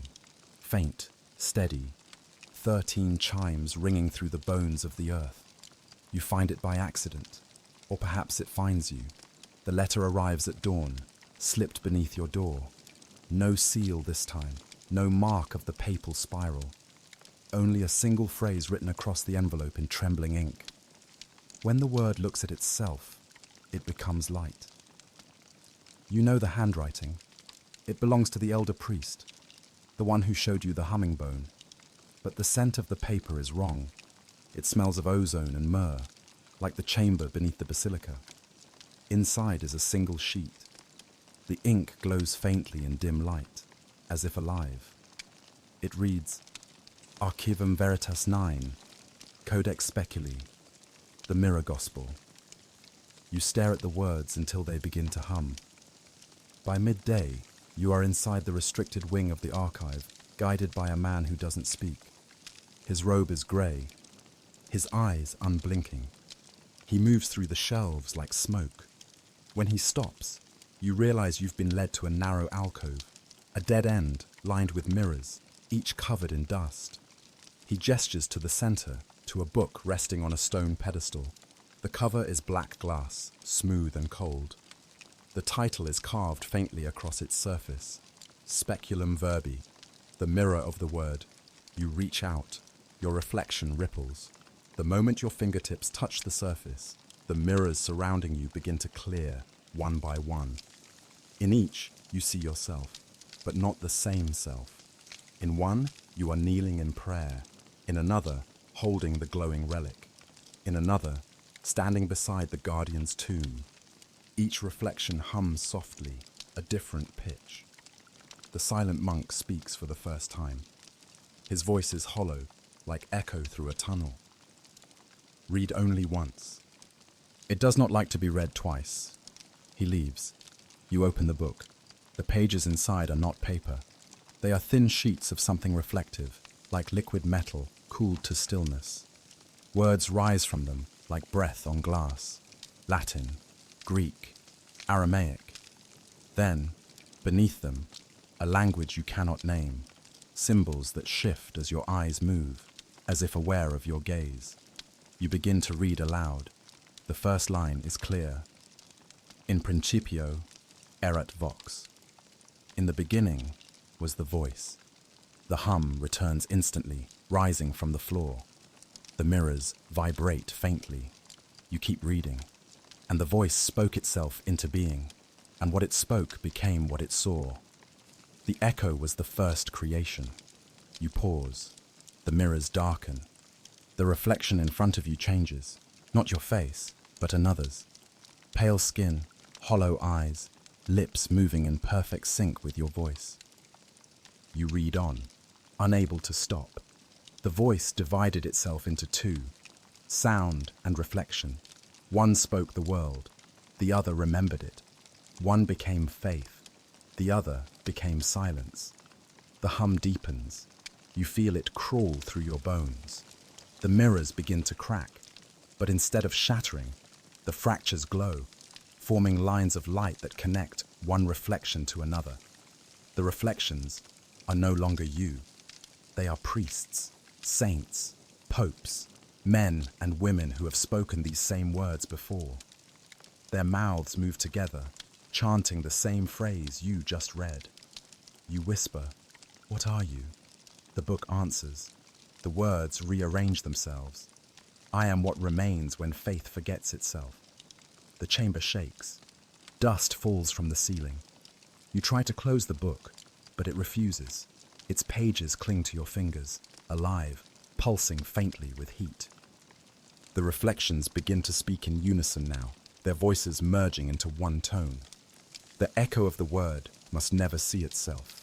That is why the mirror was sealed. You take a step back. Your own reflection turns its head toward you, moving independently. Its mouth opens. The sound that escapes is not yours. It hums the same note that comes from beneath the basilica. You fall to your knees. The book closes by itself. The mirrors fade to black, their surfaces smoking. When the silence returns, the hum inside you feels heavier, denser, almost alive. You look at your hands. The veins beneath your skin pulse faintly blue. You understand now what the mirror gospel is. It is not scripture, it is memory. The word seeing itself, the echo becoming aware. As you leave the chamber, the silent monk waits outside, his expression unchanged. He takes the book from your hands. "You read it," he says. "Yes." "Then it reads you now." He turns, vanishing into the shadows of the archive. That night, when you pass a mirror, you no longer see yourself. Only light moving in rhythm, breathing, waiting. And when you speak, the echo answers in a voice not your own. You wake to sound. At first it's faint, a vibration running through the floor, rising in pitch, steady as heartbeat. Then voices join it, thousands, each one distinct, yet blending into perfect harmony.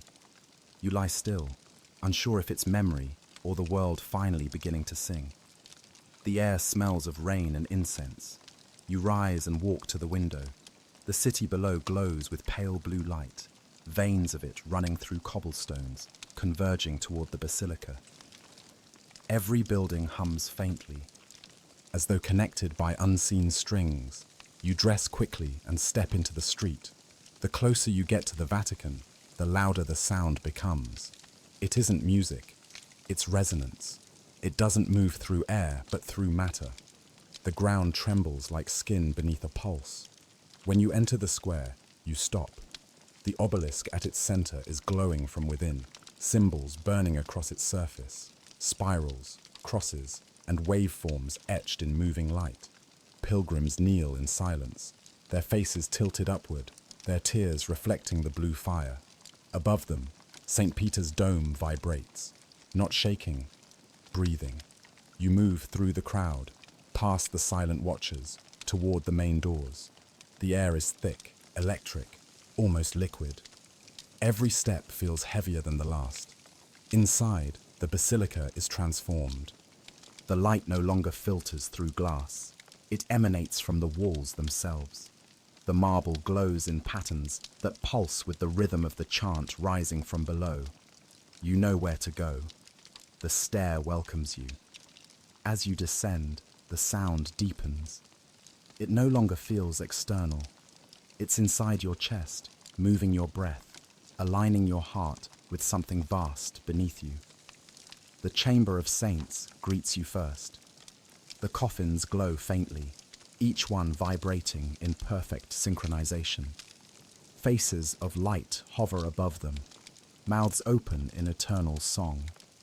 The choir of bones is awake. You pass among them. The sound is overwhelming, but not painful. It fills you like the sea fills a shell. Each note carries memory. Whispers of languages long dead, echoes of prayers carved into stone. You recognize fragments: custodia, verbum, lumen. The altar at the center burns brighter than before. The book of metal plates has opened itself, the inscriptions alive with motion. The equations of sound spiral outward, turning the air into visible vibration. You fall to your knees. The hum from your chest merges with theirs, a perfect tone that bridges flesh and stone. Then you hear it. Beneath the choir, a second layer of sound. Deeper, older. The guardian's voice. It speaks not in words, but in pure resonance. Every tone carries meaning that bypasses language, imprinting directly into thought. You understand without hearing. The choir sings because the word has begun to awaken. The breath has remembered itself. You look up. The walls around you shimmer, turning translucent. Through them, you see layers of the Vatican above. Corridors, altars, the obelisk outside. All glowing with the same light, all vibrating together. The entire city has become an instrument. The choir rises in pitch. The sound lifts you to your feet. You are no longer standing in a chamber, but floating in vibration itself, your body dissolving into pattern. The line between flesh and sound erases. For a moment, you glimpse everything. The builders tuning stone with chants, the first pope sealing the tomb, the guardian breathing the world into silence. You see how each prayer, each bell, each whisper has been part of the same symphony. The vision overwhelms you. You cry out, but the sound that escapes your throat is not human. It's pure tone, harmonic, eternal. The choir answers instantly, folding your voice into theirs. You realize you are singing with them. Your consciousness expands. The walls dissolve. Time dissolves. There is only sound and light, the universe humming itself into existence again. And then, just as suddenly, silence. You collapse onto the cold stone floor. The chamber is empty, the light gone. Only faint echoes remain, circling like breath. You rise, trembling. The air still vibrates, softer now, like aftermath. You look at your hands. Blue light flickers beneath your skin. You can still feel the song, dormant but waiting. From the far side of the room, a figure steps forward, the silent monk. His grey robe glows faintly, his eyes filled with reflected light. "You heard the choir," he says. Yes, they sang the beginning. He nods, almost reverent, and now they wait for the end. You ask, what happens when the end comes? He smiles faintly. It will sound very much like the beginning. He turns and vanishes into shadow. You look toward the altar one last time.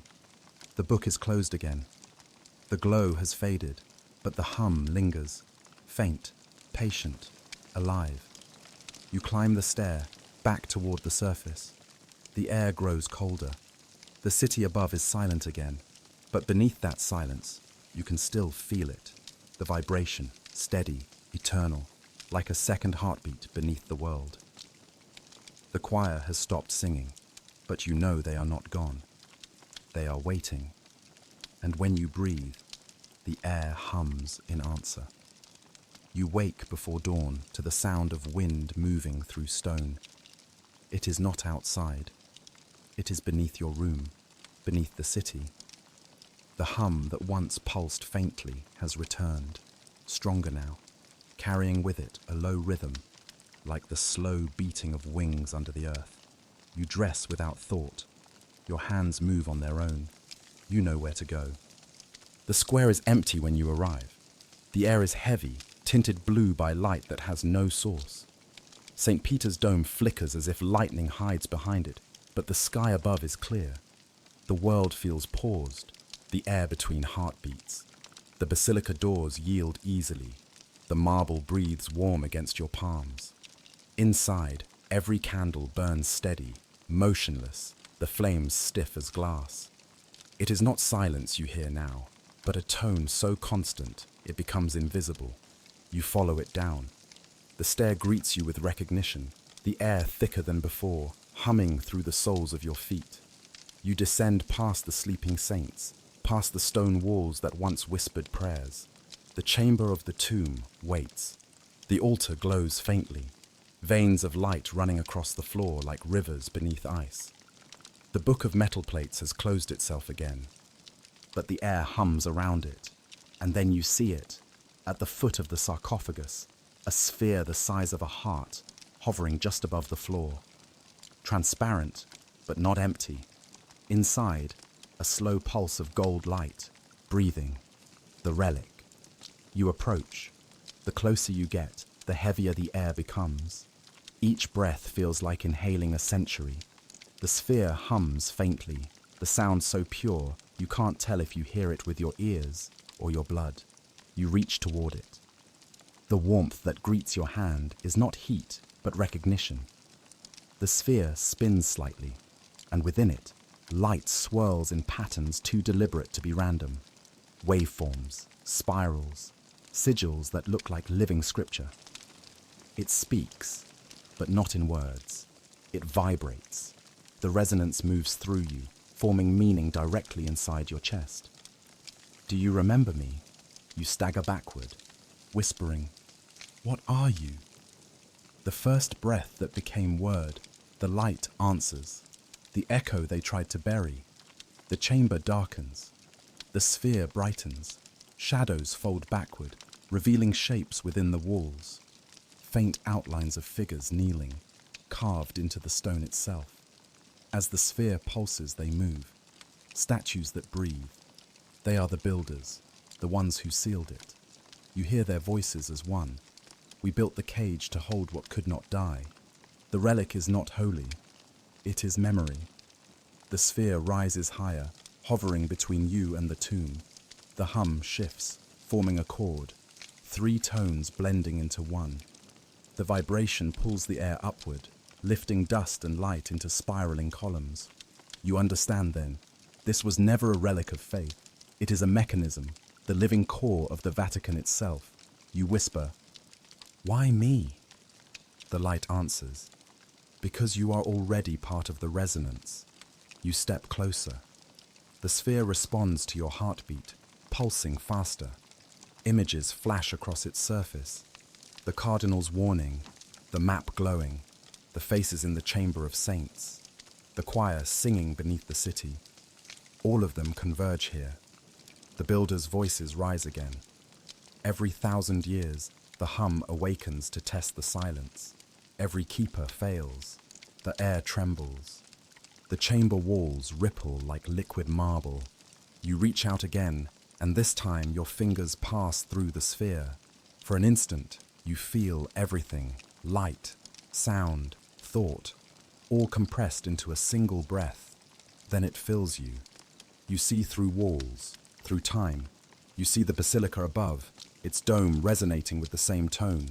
You see priests kneeling, unaware that the marble beneath them is alive.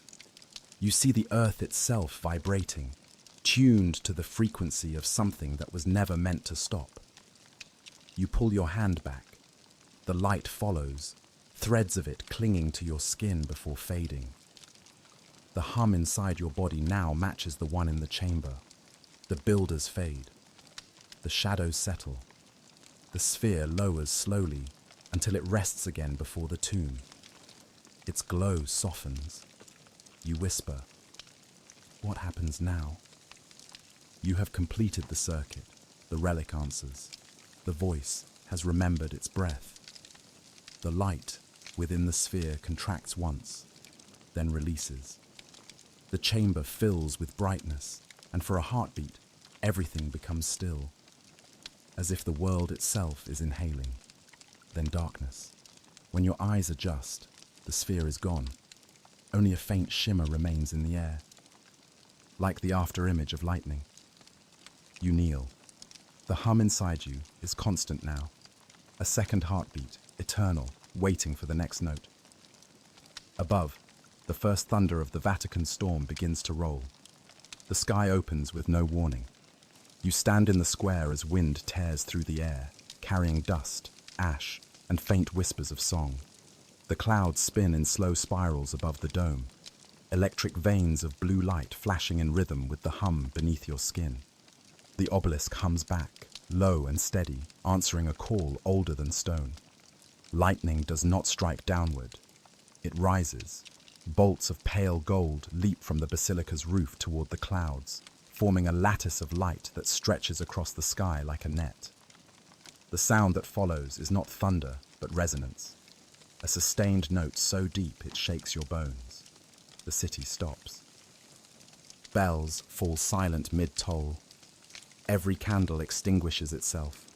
The world listens. You hear it clearly now.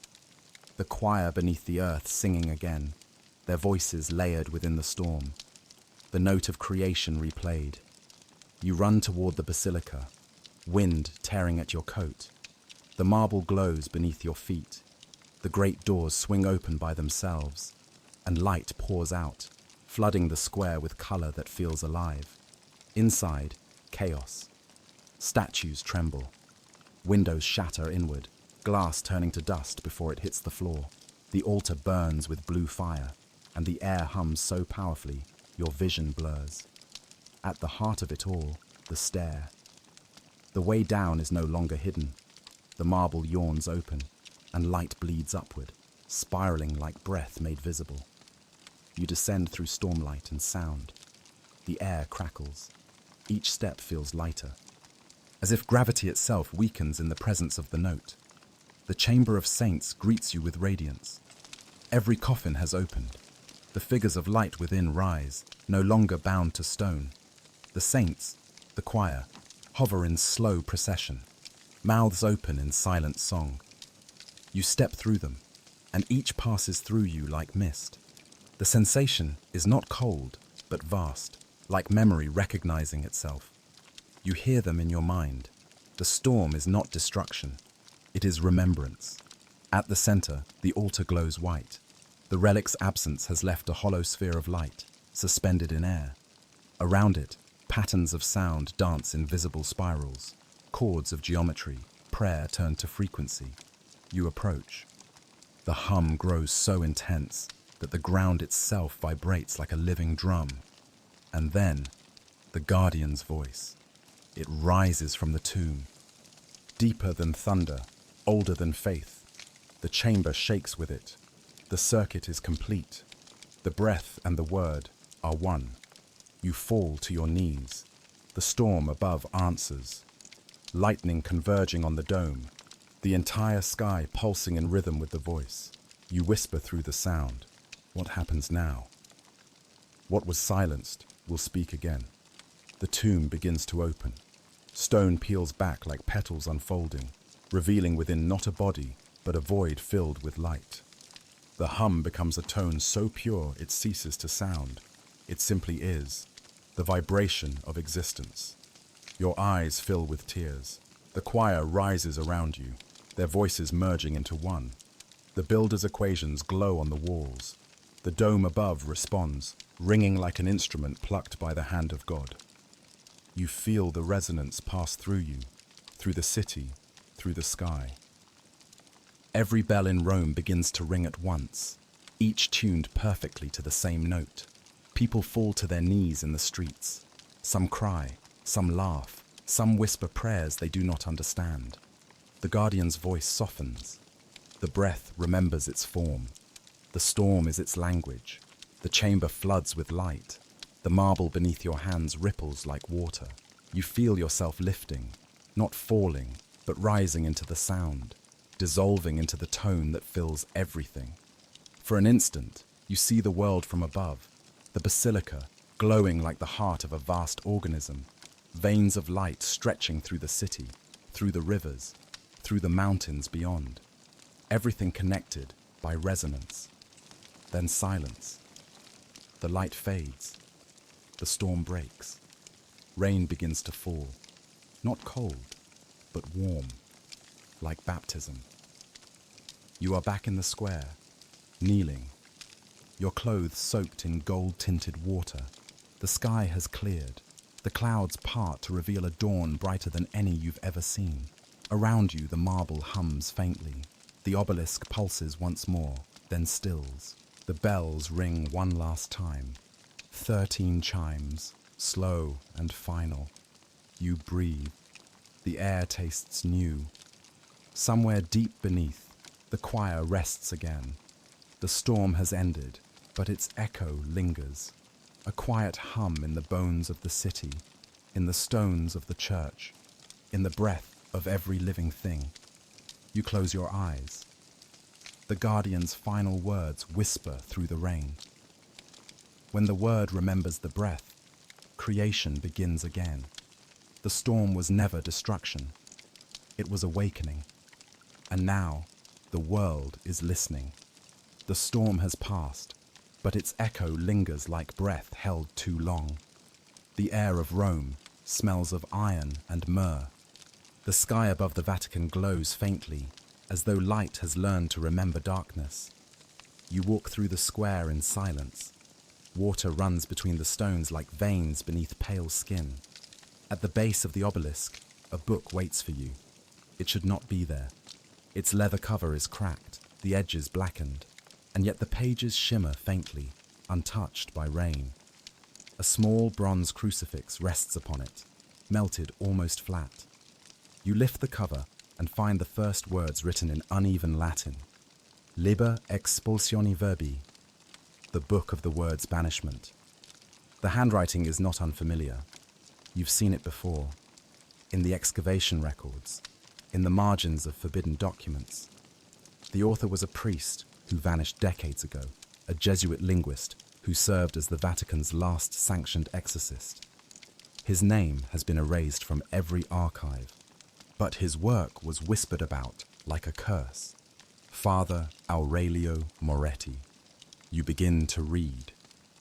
They called me to silence the hum, not to expel demons, but to quiet the breath itself. The church did not fear possession, it feared transmission. The words tremble on the page, as if written under duress. They sent me below after the first excavation. I was told the sound beneath the basilica was not spirit, but physics, the echo of creation. Yet when I heard it, I knew it was neither. It was a living prayer, and prayers, once alive, cannot be unspoken. You turn the page, the ink changes color, from black to red, as though written in blood or rust. The tomb is no grave. It is a lung. Each mass above feeds it breath. Each hymn sustains it. I was ordered to recite the rite of expulsion, but when I began, the words changed. They spoke themselves backward. The prayer became mirror. Your hands tremble. The air around you thickens. You glance up. The square is empty, but the fountains have stopped flowing. You keep reading. The hum knows names. It calls them. It called mine. When I spoke the holy name, it spoke back. The voice that answered did not defy God. It remembered him. It said, "You are my echo." You turn the page. The script becomes frantic, lines crossing over each other, words overlapping until they almost form shapes rather than letters. But one sentence repeats, again and again, scrawled until the ink tears through parchment. The tomb is not of a man, it is of a voice. A gust of wind tears through the square. The crucifix slides off the book and lands in the puddle, hissing faintly as if burned. You kneel, shielding the pages. The last entries are short, fragmented, like thoughts interrupted by revelation or fear. I recorded the sound. The tape dissolved into light. The relic is no artifact. It is breath, condensed into form. Silence is not the absence of sound. It is what remains after God exhales. You reach the final entry. It is dated the day before Father Moretti's disappearance. They say the exorcist casts out what does not belong.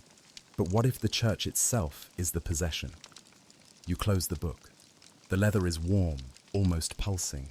The pages hum faintly, the same low tone that has followed you since the beginning. Something moves at the edge of the square, a figure in a priest's cassock, standing perfectly still in the shadow of the Basilica. The wind carries a faint voice toward you, deep and broken. Did you finish it? You turn. No one there. Only the echo of the question lingering in the rain. When you look down again, the book is gone. Only a faint outline of light remains where it lay. The puddles ripple outward, forming rings that converge toward the obelisk, the same pattern etched into the hidden map. You whisper, the voice lives. The air answers, not in words, but in a hum that feels like memory. You feel Father Moretti's presence in it, not ghost, not echo, but continuation. The church had not silenced the exorcist. It had become his prayer. You leave the square before dawn. But the book's words follow you, burned into thought, into rhythm, into breath. Every time you exhale, you hear it faintly. A tone shaped like a question. Who exorcises the silence itself? And beneath that question, always, the hum. The days that follow the storm do not belong to any calendar. The sun rises pale and uncertain. The air feels charged, tuned to a pitch just beyond hearing. Even the birds fly differently now, as though listening for something beneath their wings. Inside the basilica, cracks have appeared in the marble columns. Thin, perfect fractures that glow faintly when touched. The priests call it damage from lightning, but you know better. The building itself is waking up. You walk the nave in silence. The hum is constant now, running through every block of stone, every relic's shadow. When you place your hand against the wall, you can feel it breathing, a slow expansion, a steady exhale. You whisper, "You're alive." The marble answers with warmth. You follow the pulse down through the hidden stair. The passage that once felt ancient now feels embryonic, as if you are descending not into the past, but into something still forming. The chamber greets you in near darkness. The altar no longer glows. The relic is gone. But the sarcophagus at the center has changed. Its surface ripples faintly, like a chest drawing breath. You step closer, and the sound deepens. Each inhale is soft. Each exhale, a low chord that resonates through the floor. The tone shifts as you move, responding to proximity. When you kneel beside it, the stone pulses faster, like recognition. You place your palm on its surface. The warmth is immediate. Beneath it, a steady rhythm, not mechanical, not divine, organic. You whisper, "You're awake." The stone hums in response. Words begin to form from vibration, meaning not spoken, but felt. You broke the silence. Your heart races. What are you becoming? I was never still. The church called me tomb, but I am lung, memory, instrument. Every prayer carved into me became breath. Every silence became skin. You close your eyes, and the sound floods your mind. You see images again, not of the past, but of continuity. The builders shaping marble with song, monks sealing air with incense, the guardian whispering its name into stone. You see Rome beneath the city, catacombs like veins, tunnels like arteries, the Vatican as a single colossal body. The storm had not awakened it. It had only reminded it to breathe. When you open your eyes, the sarcophagus has shifted. The shape within is clearer now. Not a person, but a structure of light. You realize the body inside is the architecture itself, the first fragment of the church's living design. The hum deepens again, shaking dust from the ceiling. You whisper, "Why me?" The breath within the stone sighs, because you listen, and those who listen become lungs for what was buried. The air grows heavier, pressing against you like water. You fall to your knees, palms flat on the floor. The hum rises in pitch until you feel it vibrating inside your teeth. The entire chamber moves with it, the walls expanding, contracting, breathing in rhythm. You realize it's not confined to this place anymore. The breath has spread through the city, through every wall, every church, every whisper. The Vatican is not one building. It is an organism stretching beneath the world. The sound fills you. You feel the marble's pulse align with your heartbeat. The line between you and it dissolves. You breathe in. The chamber inhales. You exhale. It exhales. For the first time, you understand. You are not hearing the hum. You are part of it. The light within the sarcophagus brightens, forming shapes in the air, symbols that drift upward like smoke. You recognize them from the mirror gospel, the letters of creation, written in sound. Every word returns to breath. The stone whispers. Every silence waits to be spoken. Your body trembles. The hum becomes music, though no melody you can name. It feels like the first sound that ever existed.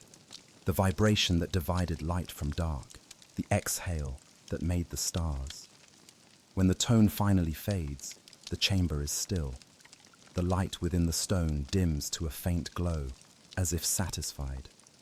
You rise slowly, the echo of its rhythm still in your lungs. As you ascend toward the surface, the walls seem softer, the air sweeter. The Basilica no longer looms. It breathes quietly around you, content. Outside, Rome is silent, but not empty. The city feels alive, every stone resonant with unseen pulse. You walk past the obelisk, and it hums faintly under your hand, warm as blood. You realize the world itself is now part of the same rhythm. The Vatican breathes, the earth breathes, and somewhere within that vast inhale, so do you. You stop, close your eyes, and listen. The hum answers softly, almost tenderly. Silence was never the end. It was the waiting between breaths. You breathe in. The world breathes with you. You receive the summons at dusk. No signature, no seal, just a note written in trembling hand. Come to the chapel of relics before midnight, alone. The letters look weak, almost dissolved, ink watered with fear. You know who wrote it. There is only one man who would dare reach out to you now. The Cardinal, the same one who once warned you never to open the vault. The Vatican corridors are empty when you arrive. The lamps flicker as you pass, their glow bending toward you as though pulled by magnetism. The storm has long ended, yet the air still feels electrified, trembling with a low current that refuses to fade. You find him kneeling in the chapel, head bowed before an altar made of black stone. He is thinner than you remember, robes hanging loosely from his frame, his hands shaking as though weighed down by invisible chains. He does not turn as you approach. "Close the door," he says softly. You do. The click echoes like a nail sealing a coffin. He speaks without looking up. "I knew this day would come. I just prayed I would not live to see it." You move closer. "You mean the storm?" "No," he whispers. "The remembering." He rises slowly, and for the first time, you see his eyes. Not the eyes of a man, but of someone who has seen too much light and too much shadow. "You think the church was built for faith?" he asks. "It was built for containment." He gestures to the altar. "This stone was not quarried. It was cut from the same chamber that holds the tomb. A fragment of the 13th. It hums at night. Sometimes I think it breathes." You ask, "Why tell me this now?" He laughs bitterly. "Because you have already been chosen. I can see it in your skin, the light beneath it, the rhythm in your pulse. You are part of the resonance now. The breath knows you." He sits, motioning for you to do the same. His voice lowers to a trembling whisper. "When I was a young priest, I was told of a secret rite. Not one of absolution, but of memory. The popes call it Custodia Vox Dei, the keeping of God's voice. Every century, one man is chosen to descend into the vault and renew the seal. We believed we were containing evil, but evil is such a small word."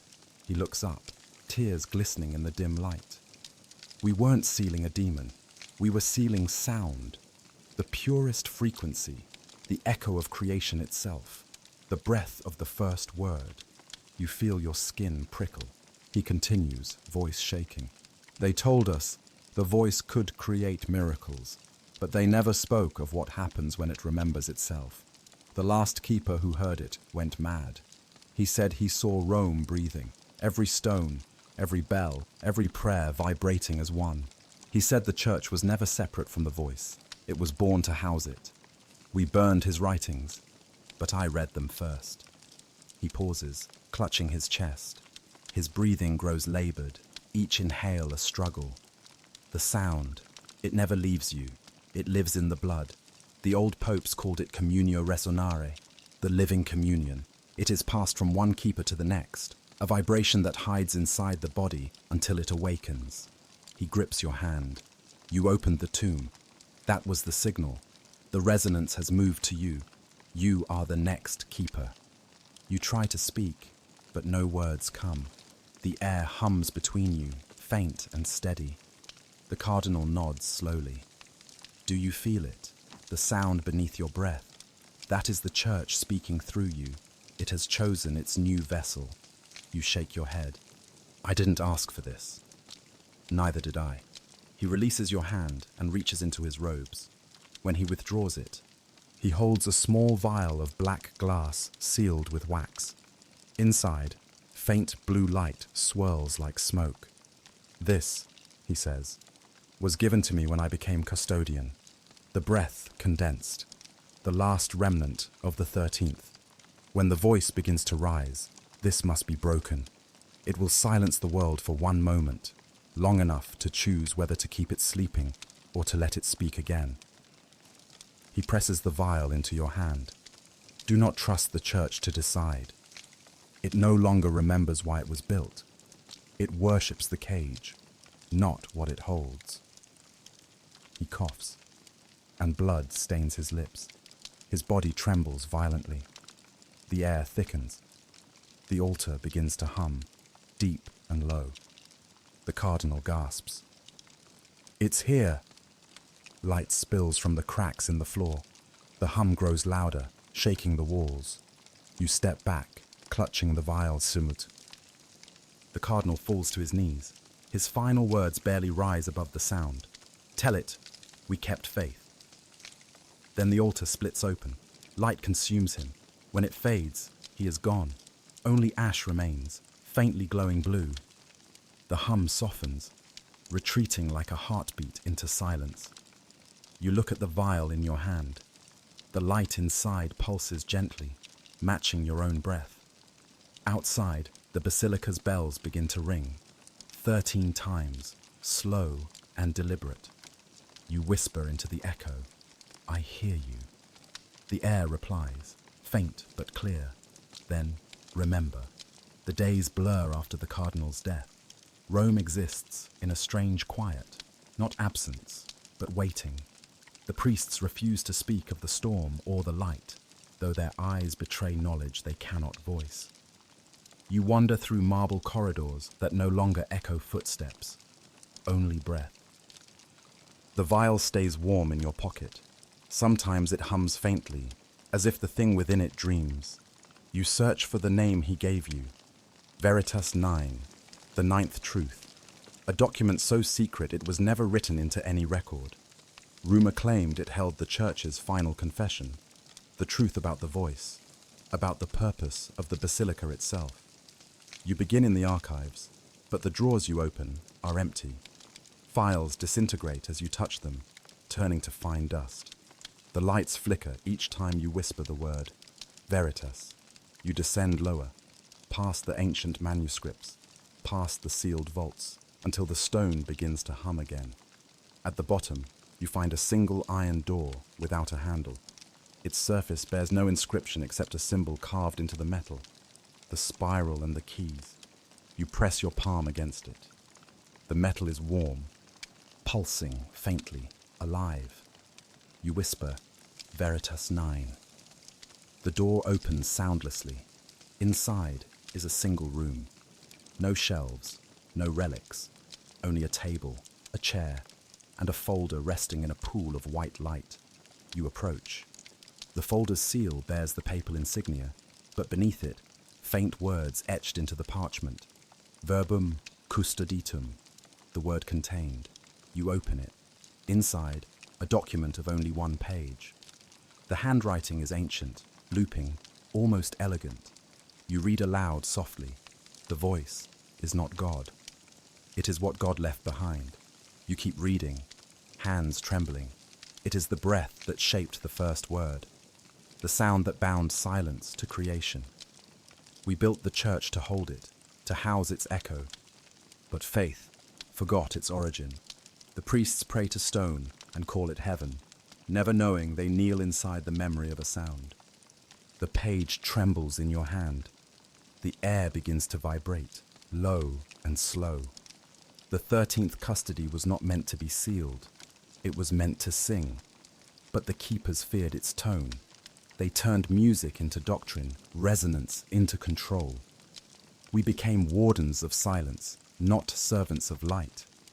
You read faster now, your voice trembling with the vibration that fills the room.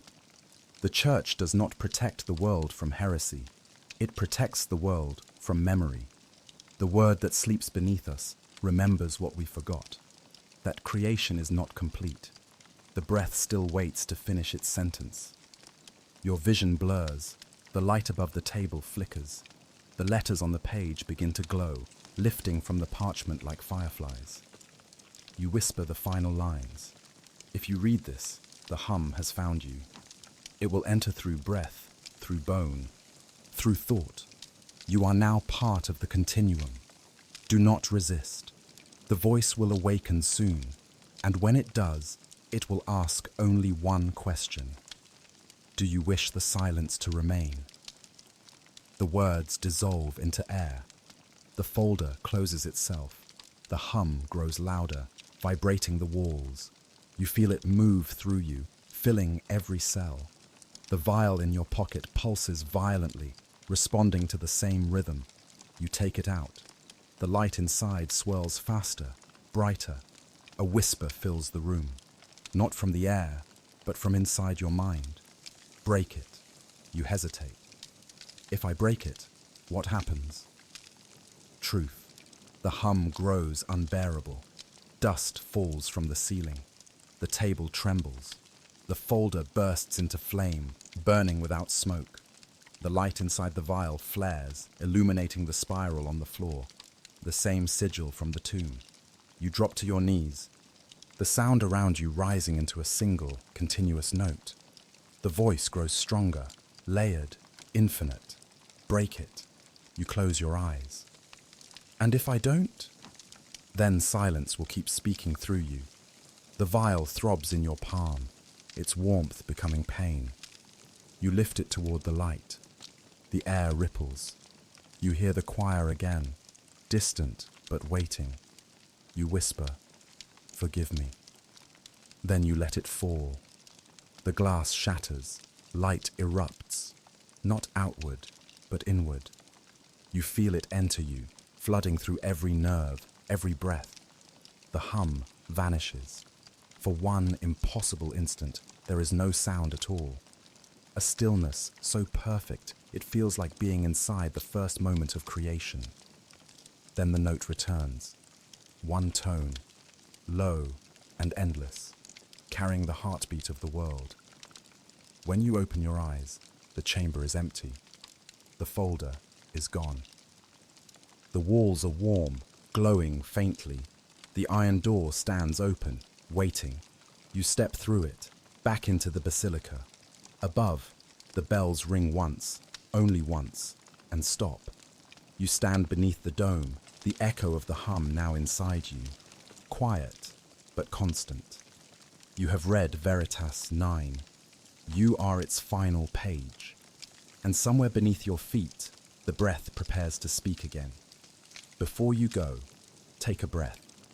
What you just heard is only one echo in a much larger silence.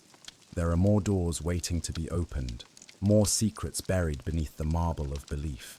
So don't forget to subscribe, to stay close when the next story hums through the dark. Because every revelation you hear here is just the beginning of another. Subscribe now and keep listening. The next secret is already breathing.